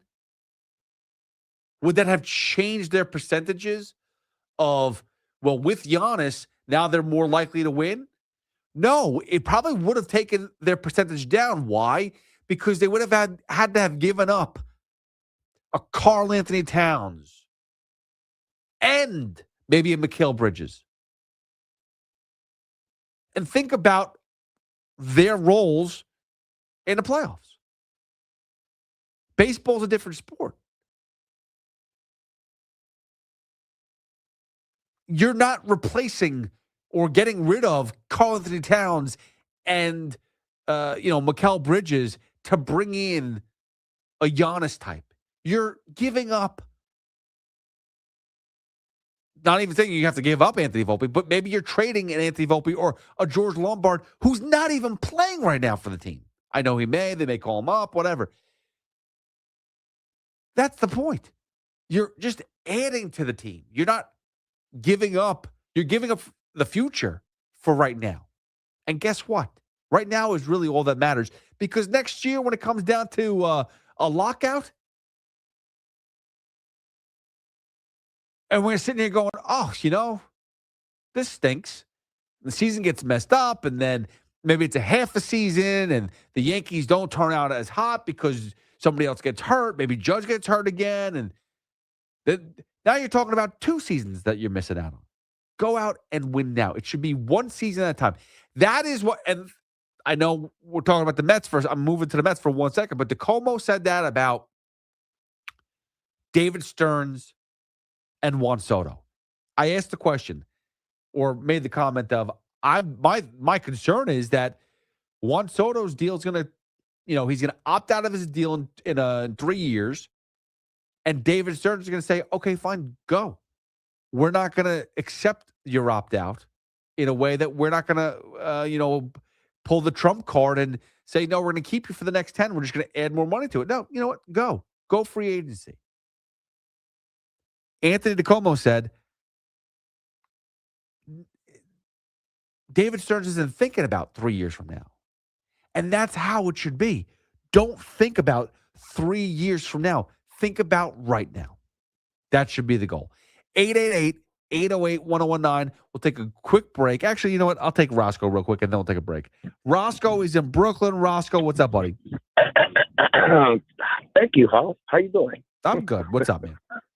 Everything is good, man. So I called you and Cintron before the beginning of the season, and I just blatted out, and I said you guys won't even win 65. So FanDuel has you projected right now at 72.5. Oh, no chance. Over plus 128. Hoff, you think you guys are going to even win 65? Because I'm about to push it. I think we're on the pace right now for 67. So I think that we'll get 65. We're not winning 70 games though. And then Sangai, I feel like once you guys are you guys gonna DFA him or what's the deal with this dude? I feel like he wants to be a Dodger so bad. It feels like he does. Well, a couple things, and I wish I had more conversation with DeComo. I didn't bring this up because I'm talking about all trade deadline stuff. They are screwing up all their pitchers. Did you hear the report last week that they were using AI to call all their pitches? Hoff, that was crazy when it was announced, and it's like, do you know how dumb that is, and Roscoe? They were bragging. You remember they were bragging about it, and they were bragging like that was something like, oh well, they know something we don't know. Guess what we do? We have an AI computer picking every single pitch, and I wouldn't brag about it when your team is this bad, when your pitching is this bad. But what I'm saying is, didn't Stern have like this farm system where, like, remember, like maybe like when he first came in, it was all about your farm system and these pitchers that you guys had a great. And what happened to all that? House? I'm gonna let you go, man. Have a great weekend. Enjoy life. 65, man. That's what I want to know. That was my main goal. I think they'll be over 60. They'll be between 65 and 69 wins. They're not going over 70. I'm telling you, they're not getting to 70, but they'll be over 65. So if you're looking for an over under, 67.5 is their pace right now. I think that there'll be, I don't know, but 65 and they'll be above 6. So 66 to 69 wins. That's where we're at right now. That's where their high water mark is 69. They're about 66 wins. It's not a great season. All right. So I was looking at our elevators have screens and they have random stupid facts and whatnot. And they said that the Mets have broken the record for most expensive wins in a season, which means because their payroll is so high, I think it's whatever the number is 355, whatever their actual number is. Every win costs, you divide every win by the payroll, and I think it comes to like $5.2 million per win, which is the highest amount of money per win in a season. That is, if they win, I think they said if they win 66 games or 67 games, it's like 5.2 per win. It's embarrassing. Like, think about it. The Dodgers, who are up there in payroll as well, who will have 100 wins this season, their win total per game will be a lot less than 5.2. The Mets wins are very expensive, and all they're going to have is 67 of them. It's embarrassing. All right, we'll take a quick break. 888-808-1019. When we come back, we're going to hear from David Stearns and the embarrassing part of who built this mess and how it's gotten so bad. 888-808-1019. It's Pete Hoffman with you on the Fan. Hit me up at Hoff WFAN. It's the Yankees and Phillies. 6:05 today. The home of Yankees baseball is the Fan. AM 660, 1019 FM, and available en Espanol on the free Odyssey app. At Town Fair Tire, New England's largest name brand discount tire dealer, you get it all. The guaranteed lowest price, the most free services, and we accept all valid rebates from any manufacturer and from our competition. Yes, we accept them all, even competitor rebates. Town Fair Tire, New England's largest discount tire dealer, now with over 120 stores from Connecticut to Maine. Nobody beats Town Fair Tire. Nobody. Name brands at discount prices. Town Fair Tire. Nassau County Executive Bruce Blakeman wants parents and families to know the warning signs of opioid addiction. Sometimes addiction doesn't announce itself. It can look like exhaustion, failing grades, sudden mood changes, missing pills from the medicine cabinet. These may be signs someone you love needs help. Don't ignore what you're seeing. Opioid deaths are down in Nassau County, but one life lost is one too many. If you or a loved one need help, call 516-227-TALK. It could save a life. Total Orthopedics and Sports Medicine is expanding across Long Island, New York City, and New Jersey, with locations opening in Comac, Babylon, and West Orange. Expert care is closer than ever. Their top-rated doctors treat everything from everyday injuries to complex orthopedic conditions. Wherever you are in your journey, they can help you move forward. They're experts at getting you back to being you. Visit TotalOrthoSportsMed.com to schedule your appointment today, or call 855-321-ORTHO. At City Harvest, we're on the road every day rescuing millions of pounds of nutritious food for New Yorkers in need, transforming surplus food into sustenance, sustainability, and smiles. That's how we feed good. Donate at cityharvest.org. We all hear the radio ads about the IRS. They tell you to be afraid, to be scared, and they try to frighten you into calling. I'm not here to do that. Tax Relief Advocates is different. TRA is here to tell you that if you owe money to the IRS, whether it's $5,000, $50,000, or $500,000, we have a solution. It doesn't matter if you're sitting in your car, at work, or with your kids. No matter where you are, call now. 800-575-9834. Don't lose hope. TRA can eliminate or reduce what you owe to the IRS. Generous programs are now available that can give you a fresh start. Our passion is taxes and helping individuals fix their IRS problems. We have over 1,000 5-star reviews on Google and an A+ with the Better Business Bureau. You don't need to be afraid of the IRS any longer. End your tax nightmare today by visiting us online at TRA.com or call 800-575-9834. That's 800-575-9834. Tax Relief Advocates. Real solutions for real people. With over 90 years of combined legal experience representing the law enforcement community, Decolator Cohen & DePrisco, LLP, continues to strive to educate police officers of their civil rights to sue in line-of-duty accident cases. The 2026 Police Officers' Right to Sue newsletter can be viewed on policeofficersrighttosue.com and provides successful results in varying line-of-duty accident cases. These results include damages recovered from RMP accidents involving the City of New York and civilian motorists, station house defects, ricochet injuries from the range, private premises slip and falls, sidewalk slip and falls, construction defects, snow and ice cases, and injuries emanating from defective RMPs. In any LOD accident, it is important for the officer to take photographs of any defects, injuries, or damage. It is also essential to draft the line-of-duty report and detail the cause of the accident in the paperwork. Remember, there's a 90-day time limitation to file a claim against a municipality. If any law enforcement member has a question regarding a potential lawsuit, contact Decolator Cohen & DePrisco, LLP at policeofficersrighttosue.com or call 1-800-901-1529. The conversation never stops on The Carton Show. Join Craig Carton and Chris McMonagle weekdays from 2 to 7.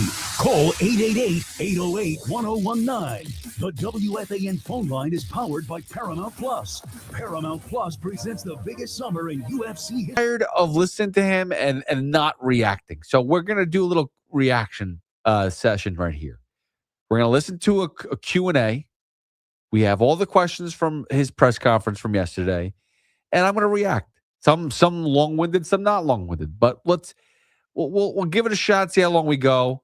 It was not a long interview, but about 15, 20 minutes, whatever it is. But there's a lot of questions, so we'll see how it goes, and let's just start it off. So David Stearns met with the media like he always does, And a lot of questions are based around the trade deadline.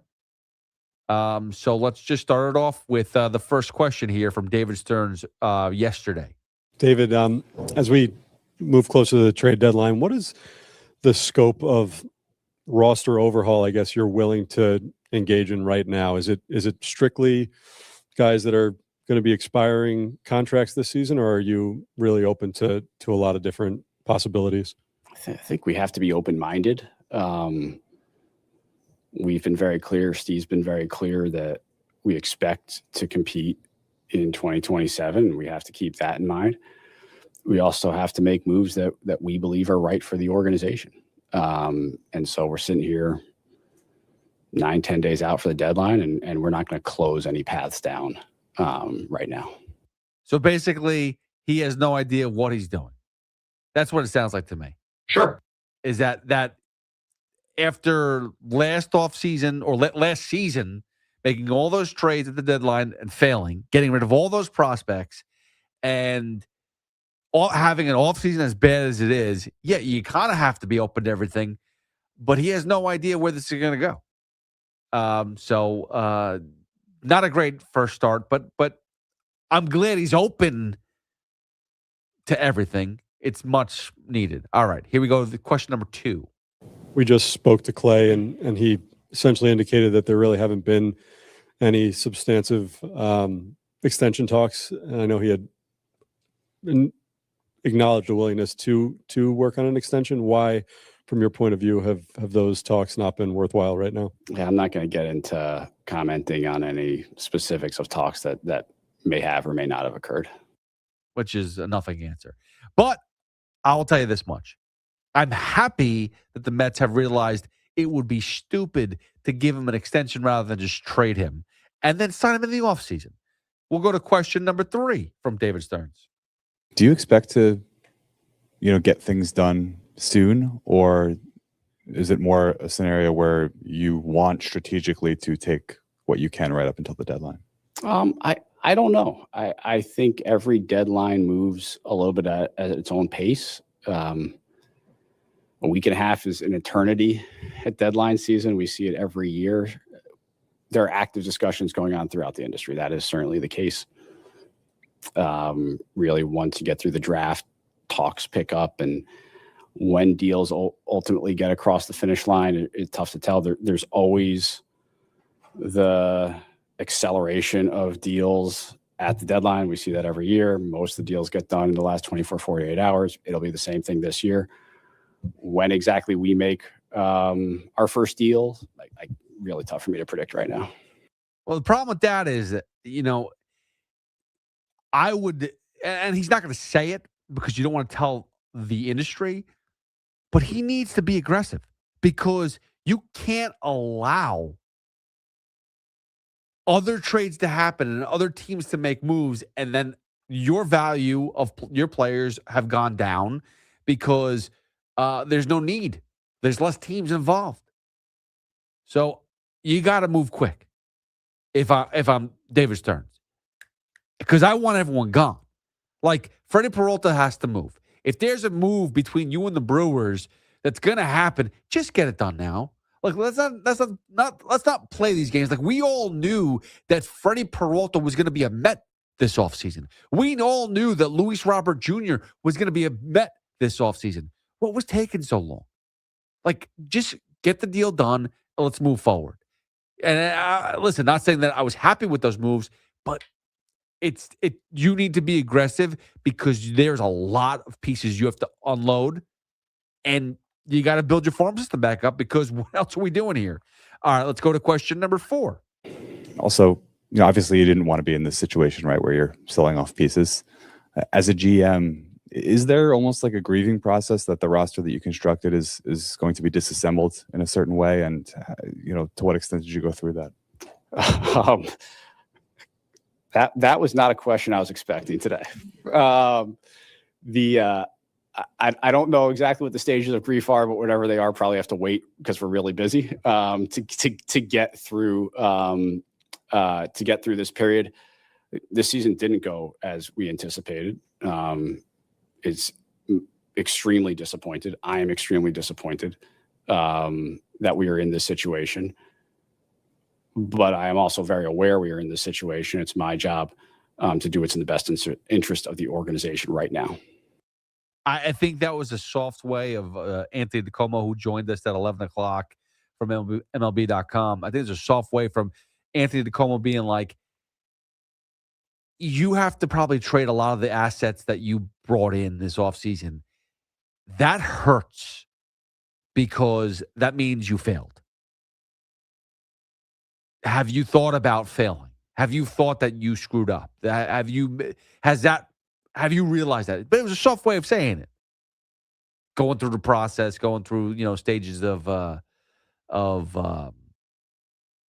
not death, but stages of whatever the feelings are and stuff like that. But good question. I get it. But it's a failure. It's a different way of putting that question out there of, you've basically failed. How's that feel when you got to get rid of all these guys that you put a lot of trust in? Let's go to question number 5. How would you characterize the level of interest you're getting on your players that are available from other teams? I think there's in general throughout the industry pretty robust conversation and chatter right now. I think it's always difficult to characterize exact level of interest, especially this early out, but there's lots of discussion. There are lots of conversations, and I'm sure that's going to continue right up until the deadline. But I wonder who is making those phone calls and discussing your players. Are you calling people and saying, hey, what do you think of Lewis Robert Jr.? Or are people calling you? That is the question. Is the phone ringing off the hook? I hope that the phone is ringing off the hook and saying, like, hey, we'd like to get this guy. I have a feeling it's the other way around, that David Stearns has to do a lot more work to get rid of some of these players. Again, David Stearns met the media yesterday, as always, during the homestands, and we're listening back to his Q&A. Here's question number 5 or 6. What do we got? 6. All right, let's go 6. David, 2 things if I can. First, in comparison with previous trade deadlines that you've been involved with, given the uncertainty over the next CBA and what the system will be, has that affected the scope of conversations that you and other teams seem to have had? And are the big ticket guys who might be available less likely perhaps to be moved because of all of that uncertainty? To this point, I have not noticed a change in the types of discussions you would have this year. Everyone's aware that the CBA expires. We also still have to operate all of our franchises and all of our organizations. And so I don't get the sense right now that that's a real impactful element of this deadline. I just want to say something. I feel so bad for Howie Rose. This is his final season broadcasting on the radio for the New York Mets. And this is what he has to deal with. And he's trying. And he's trying to ask good questions and trying to be part of it. And it just, All right, let's go to question number 7. And so when you look back to not only what's happened this year, but from about mid-June last year to the end of that season, with all of the changes that have been made, you're still where you are. So when you go back and sort of re-examine how you've gotten from early last season to here, is there a constant? Is there one thing that you feel that you really need to dig into to avoid what's been the trend for fully a year now from continuing? Yeah, I don't think it's one thing. I think if there's one thing, that's the easy thing to change, the easy thing to rectify. I think when you have the level of underperformance and disappointment that we've had this year, it is multiple things compiling on each other, exacerbating each other. And that gets you to where we are right now. Yeah, and it's all because you went and flipped this team around. You went and turned this team upside down, and the one thing that was desperate for help, you didn't fix. The New York Mets needed starting pitching, and it wasn't just Nolan McLean and Freddie Peralta. It was a lot. Clay Holmes did a good job this year, but even that, you need to do more. You needed to do more. Kodai Senga, we all knew was terrible, and you didn't fix it. All right, let's go to I think we're up to question number 8. Let's go. Kind of along those lines. I mean, you mentioned like the disappointment and things not going the way you thought. I know when players, hit that kind of thing, there are guys who tinker and there are guys who are like, I got to stay with what I've done to get me here. Where do you kind of fall on the spectrum? Has it been hard to be patient? Are you someone who's tinkering with your approach a lot? Like, where have these few months kind of left you?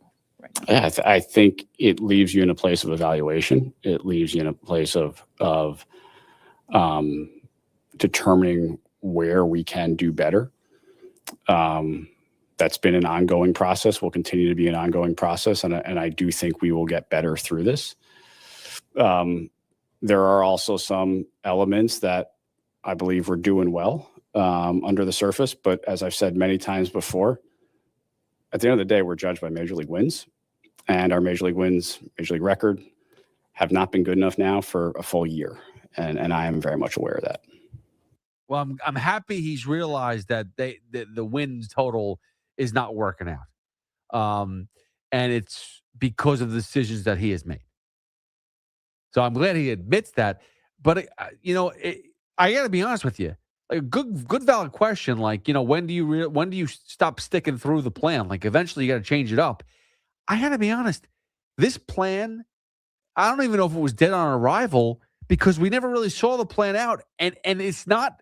That's not his fault. The injuries are not totally his fault because, well, it is totally his fault because we all knew that they were going to happen. Like Luis Robert Jr., we knew was going to get hurt. We knew he wasn't going to be fully healthy. Did we know that Soto was going to get hurt? No. Do we know that Lindor was going to get hurt? No. Did we know that Freddie Peralta was going to be ineffective when he pitched? No. That part we didn't think. But the injuries, like... It's tough. I want to give him a little bit of credit, but I really can't. Let's go to question number 8. Hey, Dave, there's still a group of teams who are kind of bunched up in the standings or still yet to declare one way or the other what they plan on doing. Is that state of like uncertainty affecting you guys at all? Like, is there a trickle-down effect to your talks with other teams? There is this group that's still trying to figure it out, and that is relatively normal. Maybe a few more clubs in that clump this year than a normal deadline. Maybe that slows things down a little bit. I'm not sure yet, but I would agree with you. There's a decent segment of the industry that's still trying to figure out what it's going to do. Well, I mean, that's kind of what I was talking about earlier with someone when they were asking about, if the Yankees don't get Mason Miller, who's somebody that they can go get? And we're looking at a very besides the Mets, the Giants, and the Rockies, who are all out of it. Like the Mets are 12 games out of a wild card spot. And the Giants are 12 games out of a wild card spot, and the Rockies are 13 and a half. That's it. There's 3 teams that are not in it. The Reds are 6 games out. The Padres are 4 games. The Nationals are 3. Marlins are 3. Cardinals 2.5. Pirates are 2. And then you get the Diamondbacks that have that final wild card spot. The Phillies are the second wild card, and the Cubs are at the top spot of the wild card. So there's a bunch of teams that are still in it right now. It's really just 3 teams that are out of it in the National League. In the National League. So I mean, yeah. What are teams going to do? And in the American League, it's really the Athletics, the Royals, and the Angels. So there's 6 teams that are really out of it right now. So I get the fact that teams really want to see if they're going to be buyers or sellers. You got 2 weeks to go, or you got 10 days to go. So you don't want to buy and then all of a sudden have everything go wrong and then you have to sell last minute. So I get that. You don't want to go on a crazy losing streak right now. So you kind of want to give yourself some time. All right, here's the next question from David Stearns, or for David Stearns. And just given his importance to the club and the fact that he's been mentioned a bunch, are you able to rule out the idea that Francisco Lindor would get traded at this deadline? I'm not going to rule out or in any specific player on anything. I don't think that's wise for me to do. What I will say is we've got a group of young players, and we've got some potential Hall of Famers, future Hall of Famers that we view as our core, and we expect them to be our core. So basically, he's not answering anything. But we talked about with Tony DeComo that highly unlikely that he gets moved at the deadline, highly unlikely that he gets moved at all, but you just never know. And it's something to think about. And maybe they are thinking about it. Anything can happen, but right now he doesn't want to talk about it. All right, here we go. Next question. Hey, David. Obviously, your farm system has produced the guys who have come up the last couple of years, but now it's maybe not looked upon as highly as it was. How would you view where the farm system is right now, and how much of an emphasis is it to kind of replenish that talent as you go into the deadline? Yeah, as you've noted, we've graduated some really high upside young talent that's producing at the major league level right now, which is really exciting for us and forms a good part of that core that we were just talking about. We've had some prospects who have hit bumps in their development, and that is not unusual. Really, really good major leaguers have had bumps in their development. I certainly believe in the people we have throughout our development apparatus. I believe we have good coaches. I believe that our players work really hard, and in my experience, Johnny, that leads to really positive outcomes. I mentioned this with DeComo as well. The top 100 prospects, the Mets have one on that list. They used to have a lot more. Yes, they've graduated A.J. Ewing. They've graduated Carson Benj. But they also traded away 12 or was it 11 players last year. 11 players. A lot of which were prospects. And I know that, hey, not everyone's great. They weren't all fantastic, but they traded away a lot of pieces and got nothing in return because they all walked away. They add on Luis Robert. Add on the fact that you got Luis Robert for Luis Angel Acuna. Plus you got rid of Sproat and Jet Williams for Freddie Peralta. I mean, he has given up like close to 20 people, 20 prospects over the past couple years or so, and it's killed the farm system, and the team's gotten worse, and the payroll's super high. I mean, it is a masterclass of failure. So, yeah, I mean, I don't even know what to say to that. Let's go to the next question from David Stearns. The draft is behind you now. You've got a bunch of new guys in the organization. As you look at the organization top to bottom here, entering the deadline, the assets that you have, is there an area or several areas where you will prioritize looking to improve, whether it be upper levels of the minors, lower levels of the minors, pitching, power, some sort of character traits that you are looking to prioritize in what you can bring back here? I don't think it makes sense for us to zoom in on whether it's a particular skill set or a particular player profile and say that's the type of player we need to acquire. I think we see all over the big leagues that there are players who can impact winning in very different ways, and we have to recognize that in our evaluation of whatever deals may or may not be in front of us. We see different types of prospects traded in different deadlines. It's very difficult to predict exactly the type of player that's going to be traded, the type of player that's going to be available at a deadline, any particular deadline. And we've seen that over the course of deadlines. So I think we have to stay open-minded and really see what types of players become available as we continue to engage in these conversations. Again, you're talking about a guy who says a lot of words but doesn't really say anything. That's all it is, word salad from David Stearns. Let's try to get one more in before we take a break. What do we got?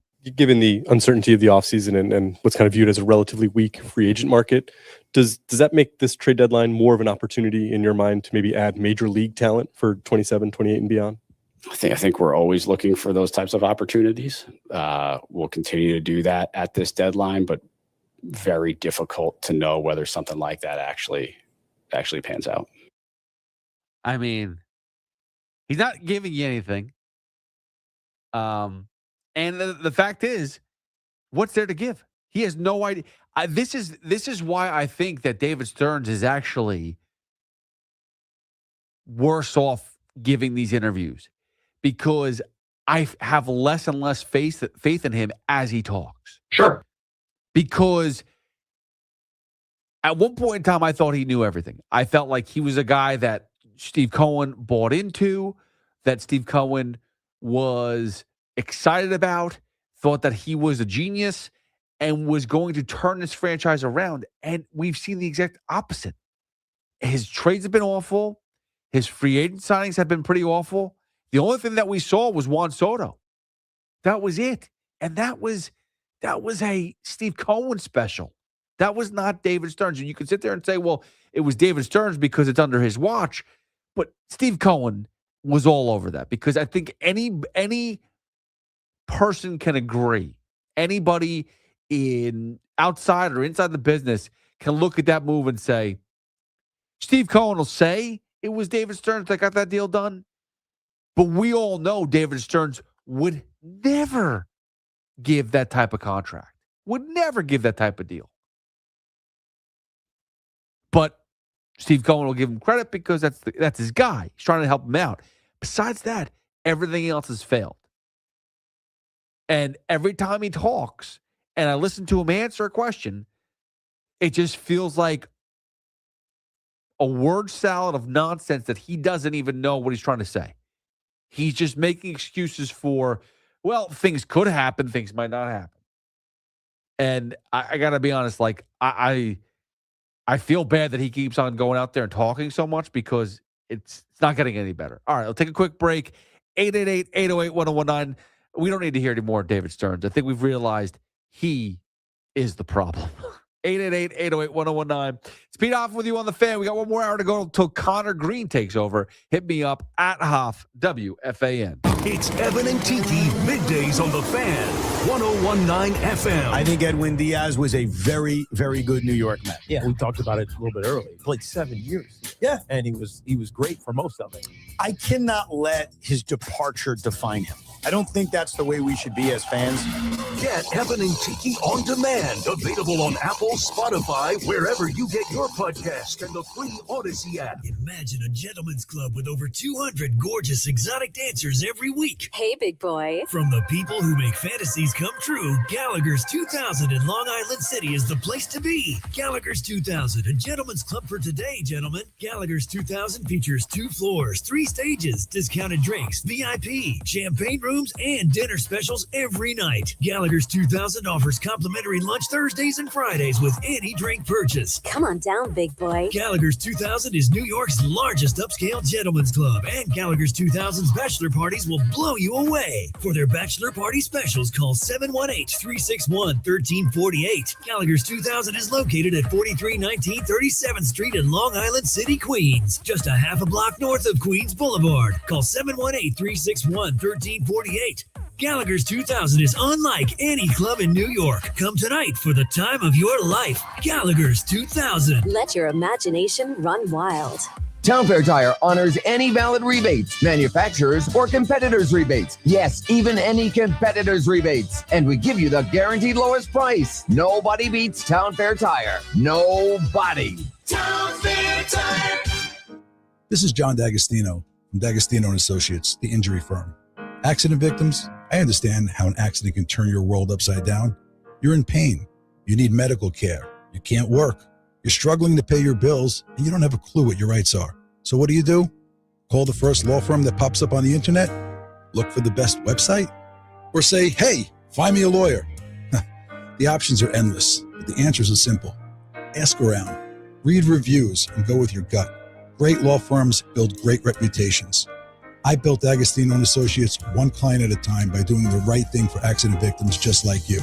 Our clients know my team cares, and we're going to fight to get you every dollar you deserve. So call me today at 888-24-LAW-24. That's 888-24-LAW-24. We have offices throughout New York and New Jersey, and we'll come to you. I've been there, and I'll be there for you. D'Agostino Law, bite back.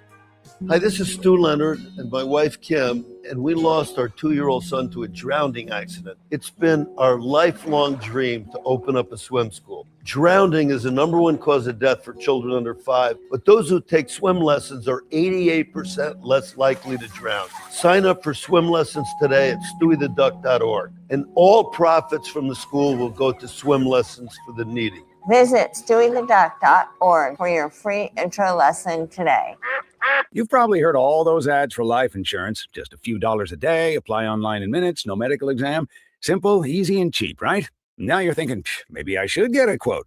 Well, smart thinking. Everyone should have life insurance. But here's what they don't tell you. Those few dollars a day rates, they're for young people in perfect health. That's why everyone calls Big Lou the 50 to 60-year-old not-so-perfect candidate. Like you. You take prescription meds, and you're overweight. Winner, winner, fried chicken dinner. Well, Big Lou works with life insurance companies that want people like you, with no surprises after you apply. In fact, if you're a 50-year-old guy with a few health glitches, Lou could probably find you $1 million of term life coverage for about $200 a month. So, yeah, you need life insurance. But unless you're young and healthy, you gotta call Big Lou, because he's like you, older, heavier, and on meds, too. Get a quote right now at 800-700-6898, 800-700-6898, or biglou.com.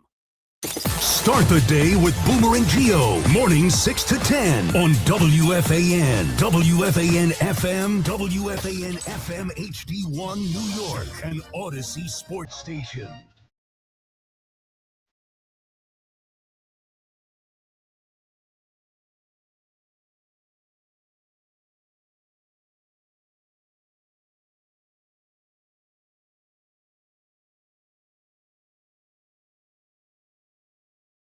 Eight, 1019 Pete Hock with you on the Fan for another hour till Connor Green takes over. So before we get back to the phone calls, before we get back to the baseball talk, the Yankees obviously tight win yesterday. The Mets lost again.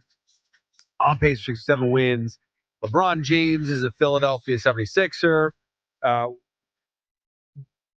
The other thing that happened this week was the release of John Harbaugh meeting the Giants, his players, for the first time. And I'm going to let you hear it, and then I'm going to give you my reaction, because I've heard many different reactions. And I'll tell you this much. I heard this after going to I went and saw the Craig Carton and Lil Wayne podcast. They recorded on Tuesday. And I'm not sure when it's released, so I don't want to give up too much. But they did have Plaxico Burress on the dais, and they interviewed him. And he had a lot to say about being a Giant. And then he had a lot to say about being a Jet. And maybe some of it was in jest, but he took the Giants organization very serious. So I heard that, and then I heard what John Harbaugh had to say. And maybe I heard Plaxico in my head the whole time when I heard this John Harbaugh bit, when I heard the John Harbaugh stuff. But I had a different view of it than others. So here is John Harbaugh speaking to his team for the first time. Welcome, man. Good to see everybody here. You excited? Yes, sir. Yeah, I'm nervous. A little nervous? Nope. Huh? A little nervous? A little nervous, man. Nervous? Excited nervous, you know? Nervous like you're full of game almost, man. So give this thing kick off. Standing up here in front of the New York Giants. The New York Giants. It's a New York Giants sitting in this room. The New York Giants. Wow. It's an honor. It's an honor to stand in front of this room right now. And I know as coaches, I can feel the same way, right, coaches? It's an honor, man. We've been working, haven't we? We've been working early and we were late getting ready for today. Today. Sitting in this chair, in this seat, getting to work, getting started, are beginning, because this is where it all begins together. I get some of it's a little corny. I get that maybe the end of it was a little bit much. You know, hey, we get sit down and we do this together. Okay, fine. But the idea of him overemphasizing the Giants aspect of it. The New York Giants. I understand that some people are like, all right, dude, you said it like 4 times. We got it. The Giants. But not every day you go to work for a franchise that has the pedigree of the Giants. Now, it hasn't had success. The Giants haven't had success in a long time. Like, they haven't won a Super Bowl since 2012. Get that. They've been to the playoffs, very limited since then. The amount of losing seasons have been overwhelming. But there is something to be said about being part of a franchise that does have a history, that does have the pedigree of the New York Giants. It's like the Steelers. It's like the Yankees. It's like the Cowboys. It's like the Packers even. Like, there's certain franchises where it's just like, it's history. It's historic. Think about what has been before you. The level of players that have come before you. Harbaugh came from the Ravens.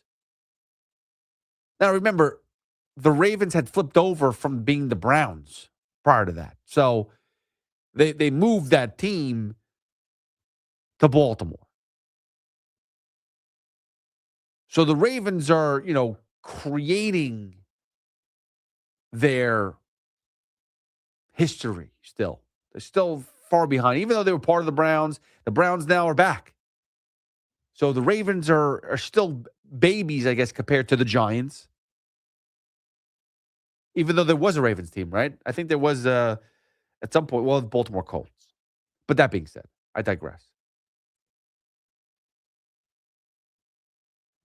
Harbaugh made that Ravens team a contender every year and a historic team. Baltimore Ravens still has something special when you talk about them.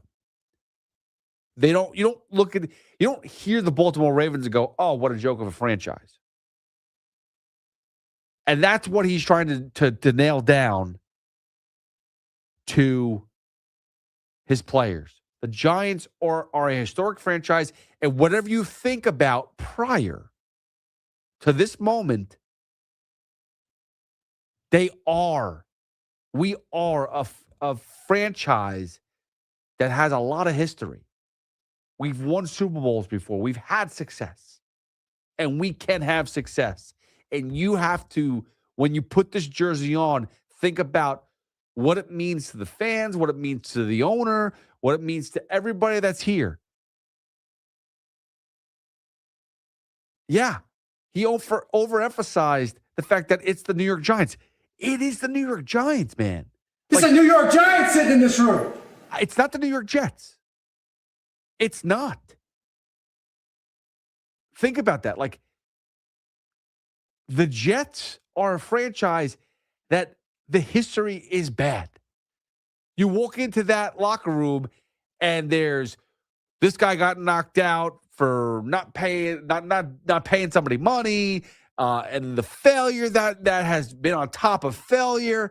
The quarterbacks that have come in and were Hall of Famers, but with the Jets have failed. I mean, it's besides Joe Namath, there's nothing.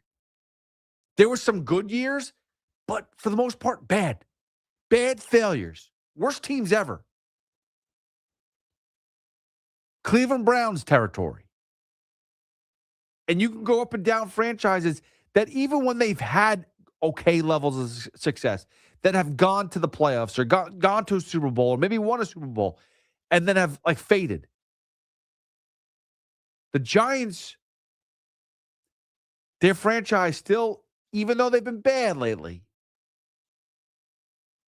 there is a special feel to them. There is a real expectation of success. And he's put it on his players. So, again, hearing Plaxico Burress on with Craig and Lil Wayne during their podcast, maybe I took that more to heart than anything else. And let me just get the podcast to plug too, because now that I'm talking about it, might as well give Craig and Lil Wayne a little, I believe it's the joint venture. Yes, the joint venture show with Lil Wayne and Craig Carton. But they did the live taping at Gotham Comedy Club. It was awesome, great night. And they had Plax on, and he had listening to him talk about the Giants, listening to him talk about that season where he shot himself and things went wrong and what led up to that moment and what happened after, very remorseful, really upset. And it's interesting. You got to hear the whole story. So I don't know when they released that episode, but you got to check that out. It's definitely worth the listen. But Plax talking about the Giants, it makes you feel like, oh, damn, man. They are really a franchise that you want to be a part of. And though you've seen other people recently, we've saw Dexter Lawrence basically want to be out of there, and some other players kind of just, move on from it and have had success outside of the Giants. It's one of those things where when you win here, it's going to feel that much more special. It just is. 888-808-1019. Let's get back to these phone calls. Let's go to John in Levittown. Again, Pete Hoffman with you on the Fan till 2. You can always hit me up at Hoff WFAN. John Levittown, what's going on, buddy? Mr. Hoffman, how's it going, man? Always the best part of my week. I sent to go to bed early. I'm fired up, man. That's I what's watched up. that interview. I feel like we were bamboozled, Hoffman. This is the 5 boroughs, man, where it's hard to make it, We got this guy up there with this smug look. He looks like a pilot that's never flown a plane before. I don't know what's going on up there, man. I will say this much. He is getting more serious every time he sits up there, David Stearns, that is, because I think he understands the magnitude. He doesn't have much wiggle room here. Brian Cashman has built the trust of the Steinbrenners and the Yankees that he could have a bad season and still recover, and which he's never had a bad season. Oh, of course. He's never had a bad season. David Stearns, this is not a bad season. This is a game changer. This is a fireable offense, and this is only year 3 of him. We got 2 more years of this crap. It's mind blowing. It's just because I think it's because it was so built up. The new owner, we got the GM now, we got Soto. I guess there was so much into it. Where I was finally wearing my Mets stuff in public. I could finally admit I was a Mets fan again. I'm trying to break through and just be prideful about it, whatever. But the problem is that it's not that the Mets are, we're supposed to be good because Steve Cohen bought the team. It's because of who they brought in. Because I've always said this, Steve Cohen has all the money in the world, whatever happens, He should be able to pay off debt. He should be able to pay for players. It's fine. But you bring in somebody in the organization that knows how to piece everything together the right way, that you don't have to spend all the money. You can if you need to, but you don't have to spend all the money. This year we have the second highest payroll in baseball, and we're talking about the worst team in baseball.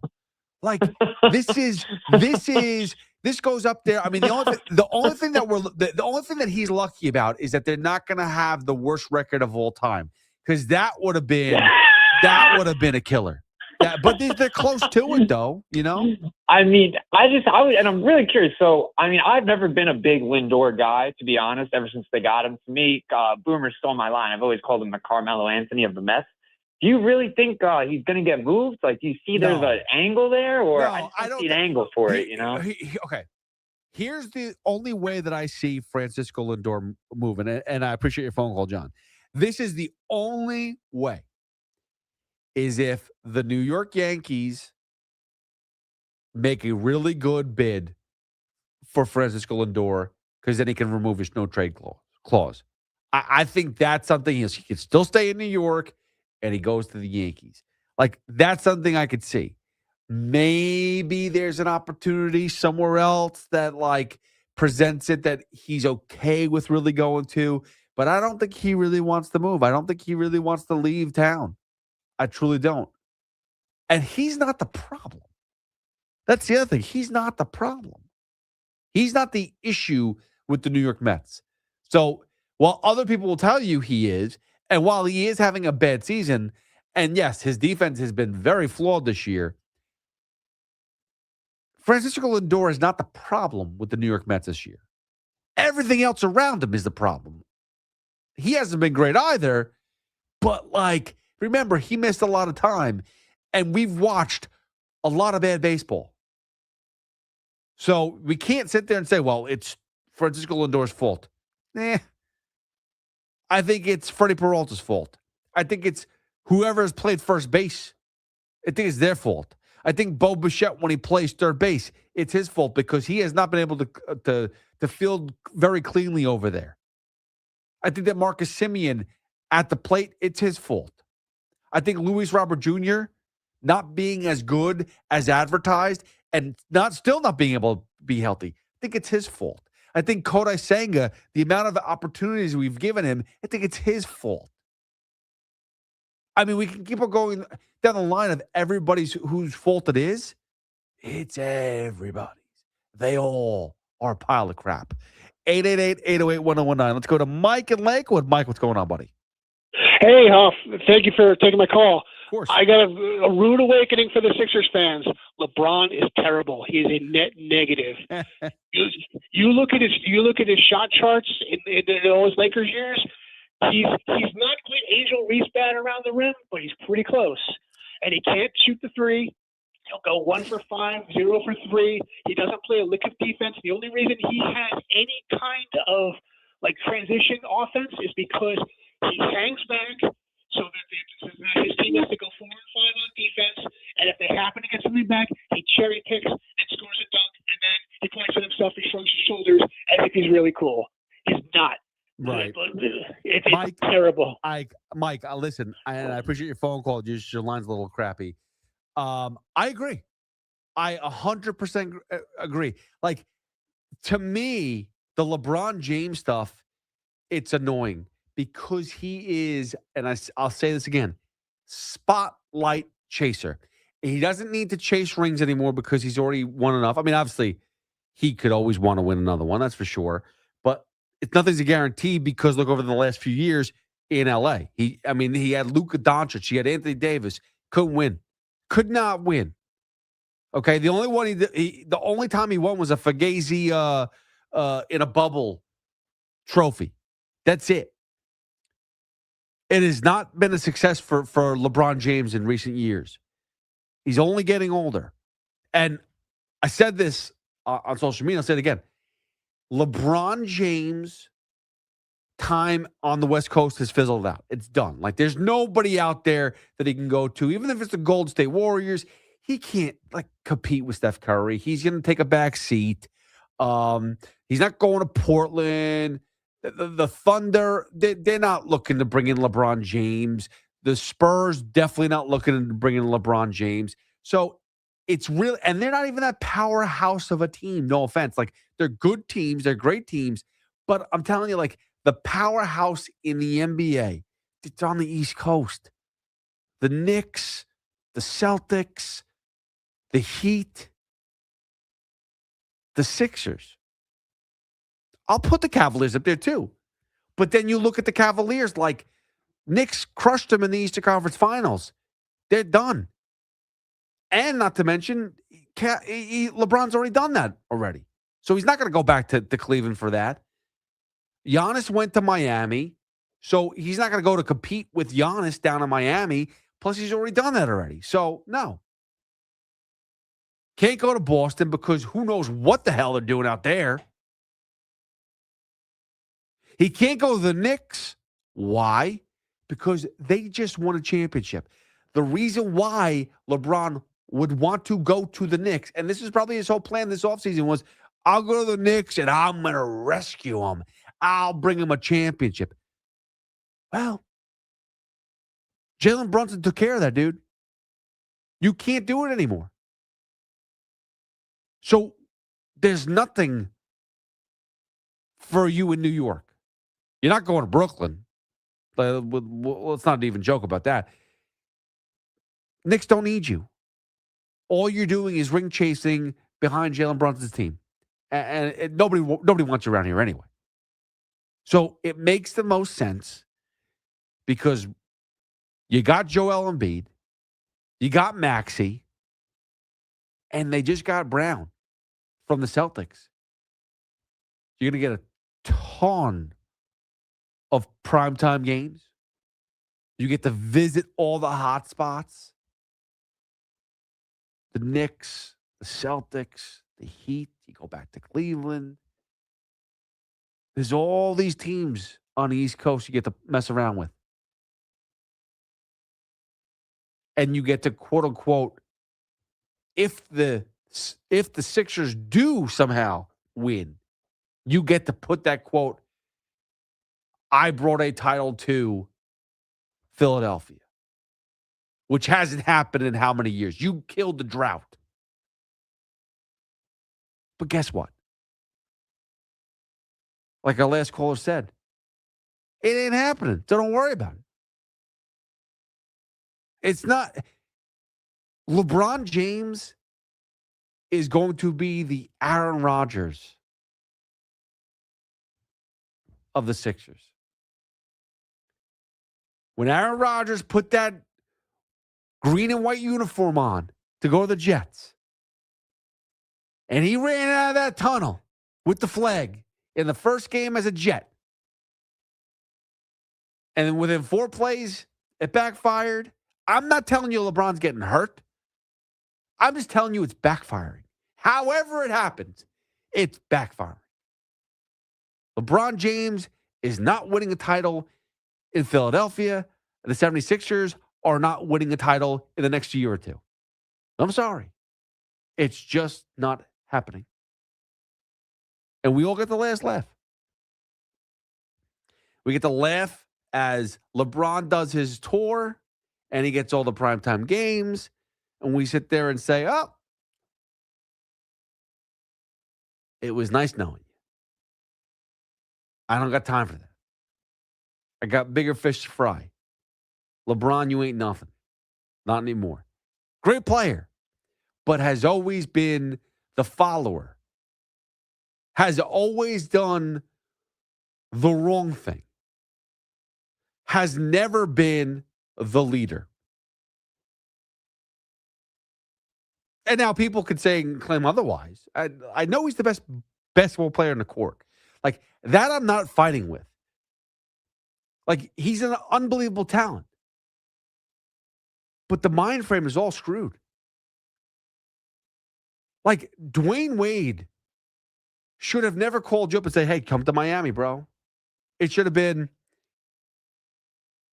yo, LeBron, I want to come play with you in Cleveland. How do we get that to happen? And our boy Chris Bosh wants to play too. How do we get that to happen? They should have followed him because he's the talent. He's that good.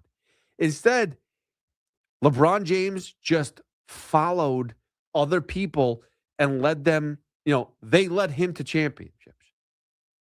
Whether it was Dwayne Wade, Kyrie Irving, he relied on a lot of other people. It was like he was second fiddle to everybody. Now, that's okay. That's okay to do that. But not when you act like you are the leader of the team. Not when you act like you are that guy. That's my issue. Is that LeBron James continues to be like, I'm the face of this team. I'm this, I'm that. I'm the leader. But then in reality, it's like somebody else's team. And that's how I felt about LeBron James in his career. 888-808-1019. Let's go to Charlie and Bethpage. Charlie, what's up, buddy? Yo, my man Hoff, how we doing today? I'm good, Charlie. What's up, bro? Listen, I want to talk about the Mets, but you just brought me back to a dark time of my Jet fandom about Aaron Rodgers. Oh, God, you're killing me with that. But to get back on the Mets, and you're talking about Cashman and Stearns, I mean, Stearns made moves that I thought were good moves. It just hasn't panned out. And it is tough to watch the Mets play baseball. I mean, the team, you remember my phone call when they got Soto 2 years ago. I mean, I thought this thing was going to turn around for us. And just every deal that they're doing, they get hurt. And even now, the pitching staff is doing well. I thought we'd go on a little run here. And then Milwaukee takes that series. They look terrible against the Dodgers tonight. Every time I think they're going to turn the corner, they just don't do it. They got I nothing. mean, it's like they got nothing going. I've never seen a team so dead every game. Every game. Every game. And listen, and to be fair, I watched Carson Bench. I mean, the guy threw out 2 guys today.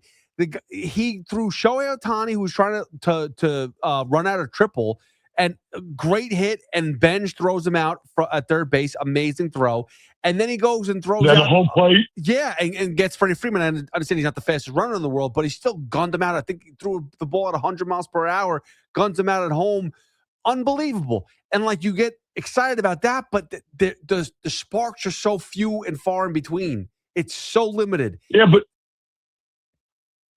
then with the pitching staff, we got these young pitchers, and you know what they did against Philly. I mean, it was like it was a great. They took that series, and then they go to Milwaukee, and now we fought against the Dodgers. It's just tough. You know, I do my partial season tickets, and it is tough to watch them play. I mean, it really is. Yeah. And you know what? I expected bigger things to happen. I mean, everyone's down on Stern. I mean, he's got to be better than this, but I mean, it just things didn't work out. I mean, the trades, the guys coming in. But Charlie, chemistry.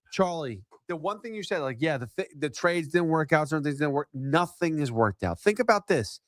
Think about all the moves he has made. Go back to even 2024 when they went to the playoffs and stuff like that. Most of the moves he made didn't work out. A lot of these moves, like, dude, AJ Minter last year, who would have predicted he got hurt right away? Okay, yeah, that sucks. But like, he's been good as a reliever this year. But the other stuff, like last year's trade deadline, failed completely. Ryan Helsley, I'm blanking on Gregory Soto. Oh yeah, who's the other guy? The Rogers. Like, you name all. Cedric Mullins was awful. Like, every move he made has been terrible. Like, there hasn't been. But where was the guy? Where was the guy from Milwaukee who built that program up? I mean, how does it change that quickly? You know, someone sent me or someone showed a trade he made, and I'm trying to look back at. I'm forgetting who it was. Oh, the Josh Hader trade. That's what it was. He traded away David Stearns in Milwaukee, traded away Josh Hader, traded him to the Padres, I believe. The return on that, you have no idea who the players are. Like, they're nobodies. Josh Hader, one of the best closers in baseball, got traded away from Milwaukee, and he got nothing back in return. Hold on, let me see if I can figure out the trade. Josh Hader, Brewers trade. I'll tell you right now because it's actually really good. August 1st, 2022. Okay, here we go. All right, you'll know one guy. So they traded away Josh Hader to the Padres August 1st. They got Taylor Rogers in return. Okay. We know him. That's the brother is the other Rogers. I'm blanking on his first name. Yeah, and who's the other 2 guys then? Dinelson Lamet, who had a very short-lived career. Esteury Ruiz, who I think actually plays for the Marlins currently, if I'm correct. I don't know how old he was when he got traded, but he is he's done nothing so far. And then the other guy is Robert Gasser. Nothing. Absolutely nothing. So you're talking about Josh Hader, who's one of the best closers in baseball, and basically got Taylor Rogers and a few other pieces that were nothing. I mean, that's the type of trade that you make. And, okay, I hope one guy hits. No one really hit, and Taylor Rogers left in 2022. He left at the end of the season. So that he basically got nothing for Josh Hader. So that's the. But you got to understand one thing with Poe. That's the level of David Stearns that we're talking about. Yeah, but when Poe got him, I mean, they thought he was going to be the next Theo Epstein, and you know what? It just hasn't panned out. No, but I mean, no, it hasn't. And then listen, letting Alonso go, that annoyed the crap out of me. Yeah, that was terrible. But I mean, McNeil, I mean, you're never getting those numbers back. And Pete was a homegrown guy, and I liked him. He might have been a little corny, some of the antics that he did, but the guy produced not. I know he produced numbers. He put the bat there. He worked on his first base. His glove got so much better, and he played. He came to the park. He played every day. He was never on this. Charlie, think about this. Yep. And thanks so much for a phone call. Think about this, Charlie. You're talking about Pete Alonso, and you're like, I know he's a little corny, but really, who cares? We're talking about Juan Soto, who doesn't really interact with his team the way that we want him to interact. Like, we want Juan Soto to be a leader. Well, Pete Alonso was just corny. Was he a leader? I don't know. He was in front of the camera a lot. Okay, fine. Was he the best quote-unquote leader? No. But who cares? He was a great player. That's really what you should do is I don't care if there's 26 guys on a team and none of them talk to each other, but they all go and work their ass off to be the best they possibly can be, and they're great players. That's all I care about. 888-808-1019. Chip is in Plainfield. What's going on, Chip? How you doing, Pete? Long time listener, first time caller. I want to say, man, you are my favorite person to turn on at 1 o'clock and start listening. And Pete, I don't really. You said how old am I? No, I said thank you. I said I appreciate. Oh, and Pete, I don't really, challenge you. But what did LeBron do to you tonight, Pete? Pete, listen, I get it, but Pete, there's no way in hell if I could say that on the radio. If I can't, let me know. You could definitely say that. That's okay. There's no way in hell, Pete, you're gonna tell me Dwayne Wade and Chris Bosh. And first of all, before we even get there, Pete, who the hell wants to go to Cleveland? Well, but who wanted? Convince But his who mom wanted to stay to? in Let me ask you a Cleveland, question. Pete? Let me ask you a question. Who wanted to go to Chicago before Michael Jordan? Chicago got good food. What the hell does Cleveland have? What does Cleveland have? Dude, I got to be honest with you. I went to Cleveland a few years ago when I was traveling with the Giants. It's actually a nice city. It's not that bad. No. Listen, my sister-in-law graduated from Ohio, so we spent 4 years living there. Pete, it sucks, Pete. But if you don't mind me asking, how old are you? I've just turned 44.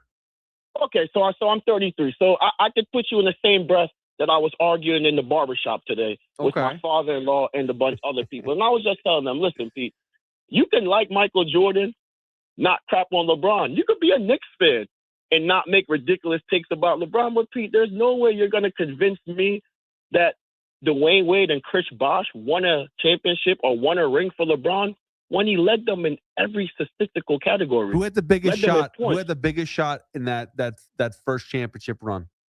Ray Allen? Is that the one you're going to talk about? Oh, damn right he did. But hey, Pete, it's a team. Thank you, Ray Allen. You did your job. Yeah, but you did your job. Here's the thing: is that LeBron James went and chased a ring. He went to the Miami Heat after Dwayne Wade had been victorious. It's never going to be his team. And can you look at it? Can you look at it as he went to get a ring because Boston Celtics was over there whooping his ass, a young kid, and he was like, "Yo, forget this. I'm not about to keep losing to the Boston Celtics when my best players is." Yeah, but then don't act like you're the That's my thing is the way he acts. It's like he's the leader of every team, dude. He is. Nah, not really. Not You really. don't. All right, let me hear your point on how is he not the leader? All right, okay, let's take it back because we agree that he was the leader for this last Laker team? Tried to be, but I mean that failed, and that's the problem is he's not a good leader. Did it fail? But did it fail because of him? Yes, it How did. is it his fault that Luka Doncic can't stay healthy? How is it his fault that Austin Rivers got injured? That's who was supposed to be leading the team. He tried to. He built this team. He did everything. It was all. I know everything. I'm picking players. I'm doing this. I'm bringing Anthony Davis over. I mean, it was all. Everything is plotted around what LeBron James tells him. But he won James with tells Anthony Davis. He won with Anthony Davis. Bubble championship. I mean, listen. Doesn't matter. Let me be serious. The Dodgers in 2020 didn't win a championship either. It's not just. It's not just them. It's anybody that COVID year was fugazi. And I'm happy. And I'm happy because you sound like my father-in-law because he's very and that's a compliment because he's very well-based in baseball and basketball. I'm just getting into the baseball thing, and I asked him, I said, yo, Pop, that's what I call him. I'm like, Pop, if the Dodgers was to lose, you would have brought it up, right? He said, you're damn right. I said, if the Lakers was to lose, you would have brought it up, right? He said, you're damn right. So I said, but when they win, you discredit it. Yeah, listen, I'm not. But hold on. I'll give you credit for this. I'll give LeBron credit for this. He's one of the best basketball players of all time. Like I'm not taking that part of it away. Okay. I'm just saying that he is not a great leader, and he thinks he is, and that's my issue. And that's your opinion. And that's your opinion. And listen, he's made a lot of bad decisions.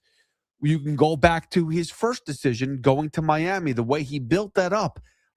And the way he went about it. As a LeBron fan, I didn't like the way he went about that either. Yeah. It was poorly executed. And again, it's I'll tell you this much too. It's not all on LeBron. It's about the people that are around you. Because you think that was all LeBron being like, oh, I'm going to do this is a great idea.